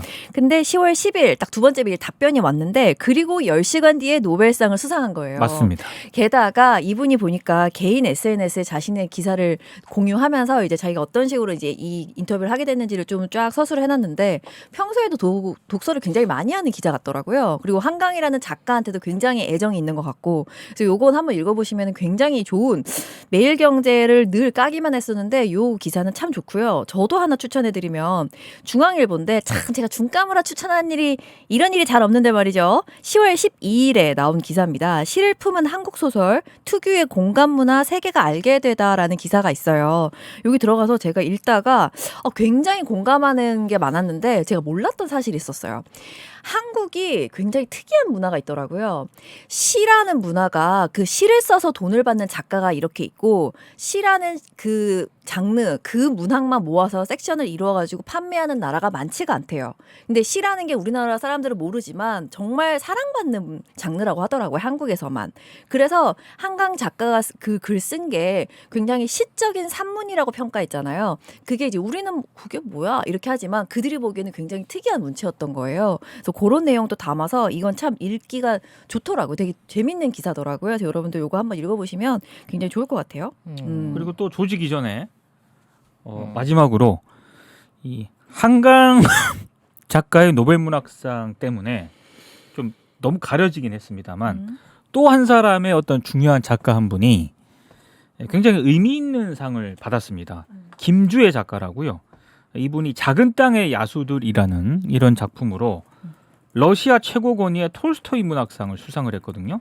작은 땅의 야수들이란 이 책은 저도 뭐 이렇게 출판사에서 제가 이 출판사 그 SNS 팔로잉 하고 있는 사람이었기 때문에 근데 여기 보면은 일제 식민지 시절 한반도라는 작은 땅에서 투쟁했던 평범한 사람들의 파란만장한 인생을 풀어낸 장편 소설입니다. 네, 그래서 요 김주혜 작가가 또 러시아 최고 권위의 톨스토이 문학상을 수상을 했는데 굉장히 이 권위 있는 상이라고 하더라고요. 우리가 러시아라고 해서 또 너무 이렇게 좀 이렇게 색안경을 꼭 끼고 볼 필요는 없고 요런 어떤 김주혜 작가라는 분도 이런 상을 받았다. 그것도 우리가 또 출판계 또 기뻐해야 될 그런 소식인 것으로 보입니다. 다른 주제도 아니고 일제 식민지 시절 한반도라는 작은 땅에서 투쟁했던 이 평범한 사람들의 이야기. 야, 이런 거를 지금 외국에 있는 이런 문학상 이런 데서 막 수상을 해주고 평가를 해주는데 정작 본토에서는 지금 말이야 뉴라이트들이 득세를 하고 있는 이 개판인 상황 통탄할 일입니다. 네. 맞습니다. 저 형 되게 문학적으로 얘기한다. 통탄. 할 일입니다. 앞불싸. 어처구니가 없습니다. 진 변호사 오늘 메인 사건인데 왜 그랬어? 너무 웃기네요. 진짜 웃긴다 진짜. 켜지질 않는 거야 기사가? 이거 빨리 보여드려야 아 되는데. 이거 진짜 여러 가지 일이 겹쳤습니다. 아니 실명을 그냥 써야지 왜 땡땡 성 뒤에다 진땡땡이라고 땡땡 해가지고. 그냥 사연 몇 그렇고. 가지만 소개시켜드리면 이게 오늘 MBC에서 불량 변호사들 음. 뭐 이런 PD 수첩 방송이 됐었나 봐요. 근데 이제 이게 이슈가 돼가지고 그 안에 내용들이 조금 자극적이어서 저희가 한번 가져와 봤는데 사건 수임 후에 연락이 두절되는 변호사가 있고 또 판결문을 위조하는 변호사도 있었고 그리고 그다음에 앱으로 사건을 받는 변호사도 있어. 저 그거 처음 들었어요. 그건 많이 해 요즘에는. 그래서 다른 사건에 판결문을 가져오는 경우도 있었고요. 정말 다양했습니다. 진짜 이런 일이 있는지. 그래서 실제로 이제 피해자는 어떤 변호사에게 사기를 당해서 다른 변호사를 또 선임하는 경우도 있었고 변호사가 사건이 승소했다라고까지 말을 해서 그런 줄 알고 있었는데 1년 후에 보니 사건을 아예 법원에 보내지도 않았더라. 이런 일도 있었어요. 거기에 잠깐만요. 그 중에 한 명이 진변이에요. 예. 그러니까 진땡땡 변호사라고 또 아니 다른 변호사는 다 성을 안 붙였는데 유일하게 아이 붙였어요. 이 땡땡도 있잖아. 이 땡땡. 너무 그거밖에 눈에 안 들어왔어요. 아니 나도 이거를 충격적이었던 게 뉴스를 보니까 네. 이런 거예요. 일시 아까 교도소에 말한 것처럼 사건을 해놓고 수임을 해놓고 돈은 받았죠. 네. 그리고 실제 일을 안 해놓고 한 1년 정도 지났는데 승소를 했다고 판결문을 보내준 거야. 근데 그 판결문에 사건 번호도 없고 판사 서명도 안 들어가 있고 그런 판결문을 보내준 거야. 그래서 그 사람이 들고 가가지고 주변에 이제 경찰에 있나 봐. 친척 중에 경찰한테 보였더니 그 경찰이 이게 이상하다고. 그래서 이분이 법원까지 쫓아가서 이 재판부가 실제로 있냐라고 했더니 없었던 거야. 그러니까 가짜로 판결문을 그냥 만들어가지고 보내고 네. 이게 보내고 난 다음에 이제 그럼 왜 이게 엉망이냐라고 물어봤더니 이게 항소가 들어가가지고 아직 판결이 종결이 안 됐다서 항소심 제 돈까지 또 받으려고 했던 거야.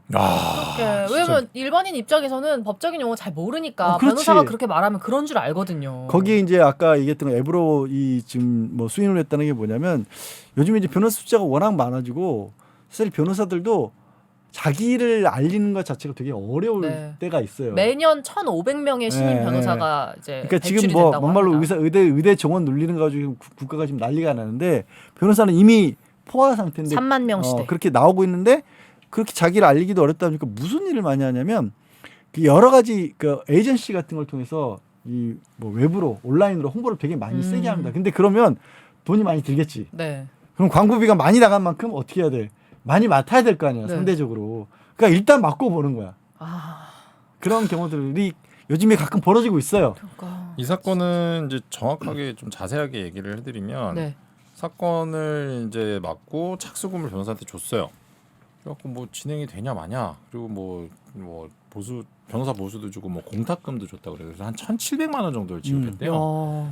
그래서 뭐 되냐 안 되냐 그랬더니 변호사가 기다려보라고 계속 기다렸는데 뭐 판결문이라도 뭐 이겼대. 이겼다 그러니까 이겼대. 그래서 그러면 판결은 어딨냐고 좀 기다려보래.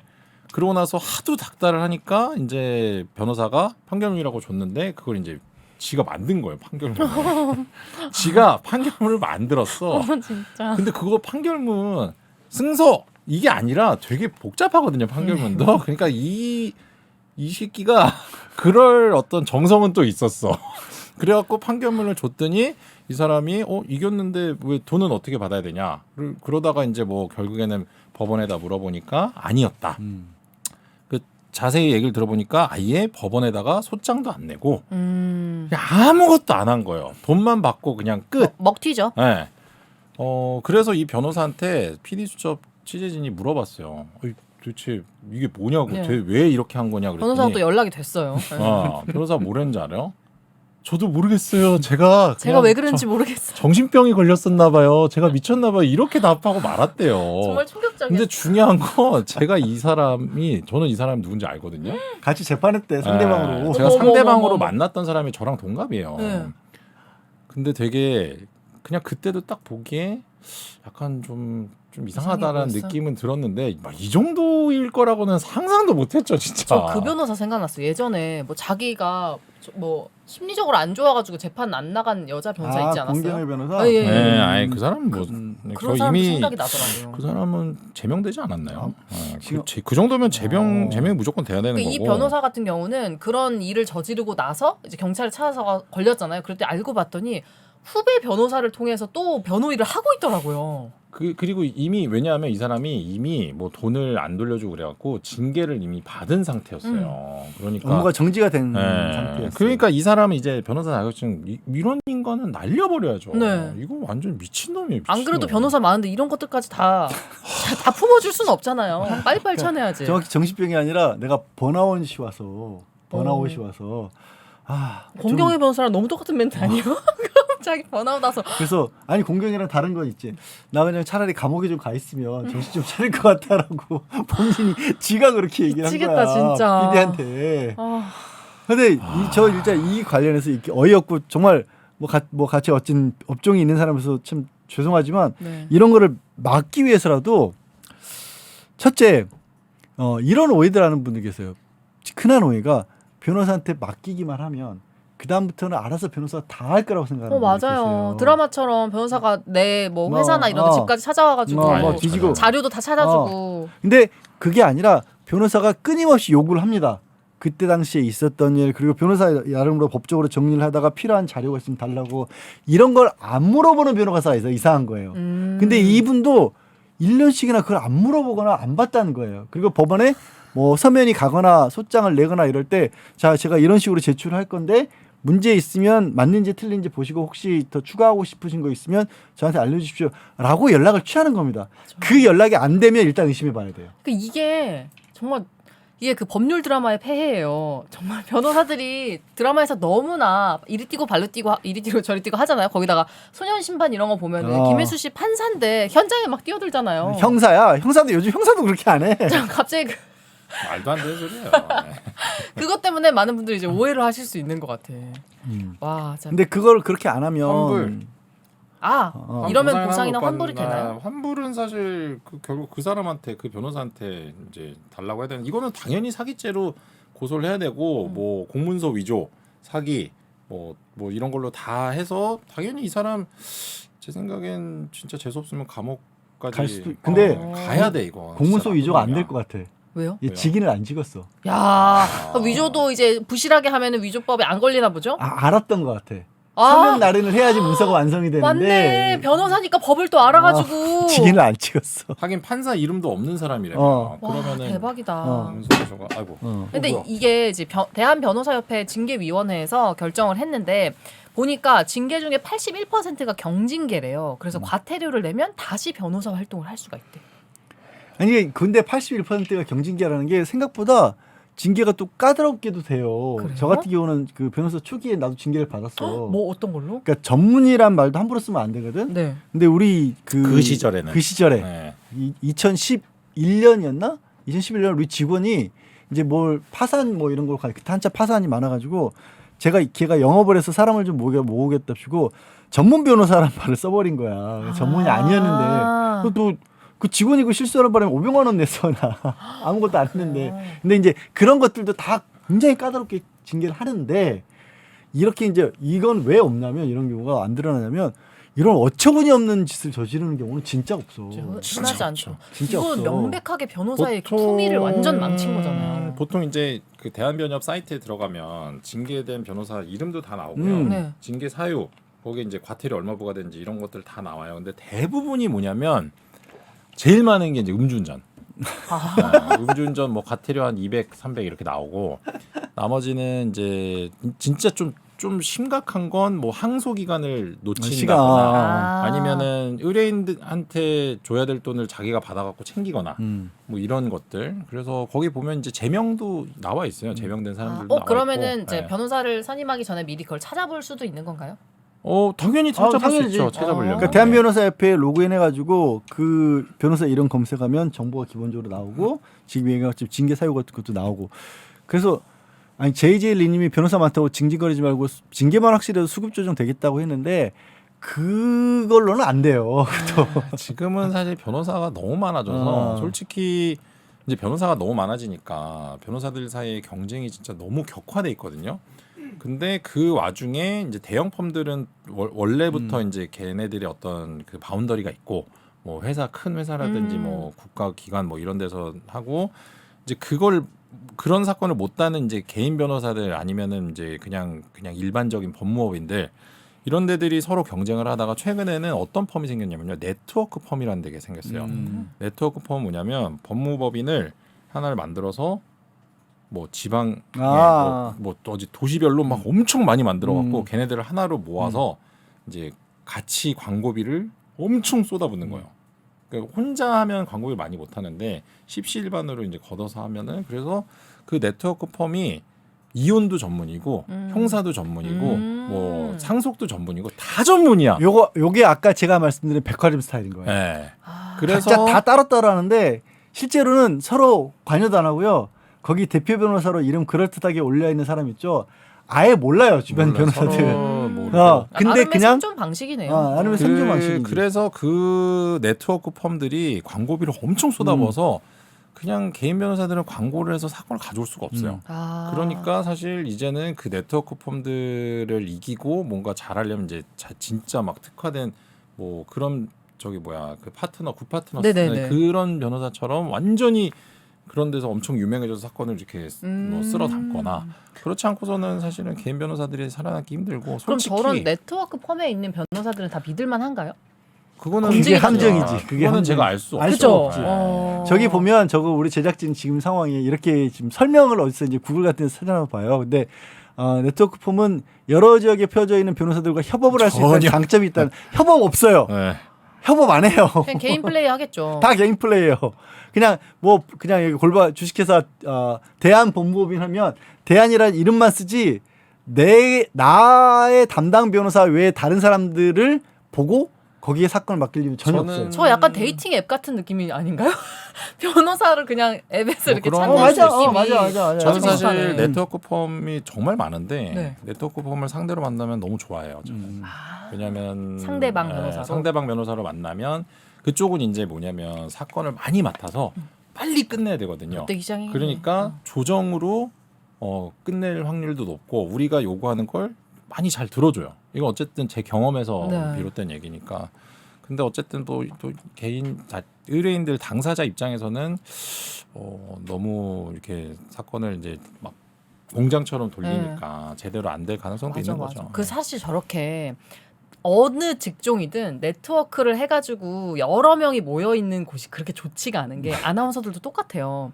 그 아나운서 뭐 이런 뭐 무슨 협회까지는 아니어도 막 그런 이제 네트워크 하는 데가 있거든요. 그러면 가끔 이제 행사 같은 거를 거기에 수주를 맡겨가지고 아나운서 셀렉해서 하는 경우가 있어요. 근데 나중에 저한테 이제 친구가 물어보더라고요. 거기 하면 뭐 더 싸고 빨리 해결이 된대요. 그래서 그럼 거기 해라. 이제 알고 봤더니 그 친구가 보여줘서 보니까 거기에 있는 아나운서들 경력도 다 가짜였고. 그러니까 행사 MC를 한번 해보고 본인이 아나운서라고 이야기를 하고 이제 그런 식으로 싹 다 하는 거예요. 그리고 심지어 그걸 양성하는 학원에서는 어떻게 하냐면 학원에서 이제 카메라를 설치해 놓고 그럴싸하게 영상을 찍어서 그거를 경력으로 쓰는 거예요.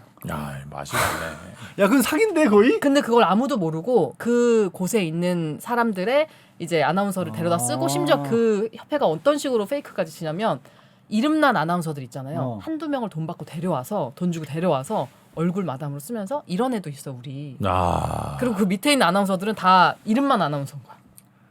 그래서 저는 변호사 네트워크 저것도 그럴 가능성이 있다고 보거든요. 근데 이제 변호사는 이제 자격증이 없으면 안 되니까. 근데 이렇게 최소한 자격증은 있지. 징계받은 사람들. 그러니까 그 정도는 별로 없어. 생각보다 없어. 근데 이게 징계받은 사람 어쨌든 거의 없어요. 저는 뭐 이제 와서 뭐 로스쿨이나 이런 제도 뭐 숫자 이런 거 가지고 막 뭐 얼가잡아고 큰 주제니까 다루고 싶지 않은데 다만 어떤 식으로든지 우리가 원래 제도의 취지라는 게 있는데 네.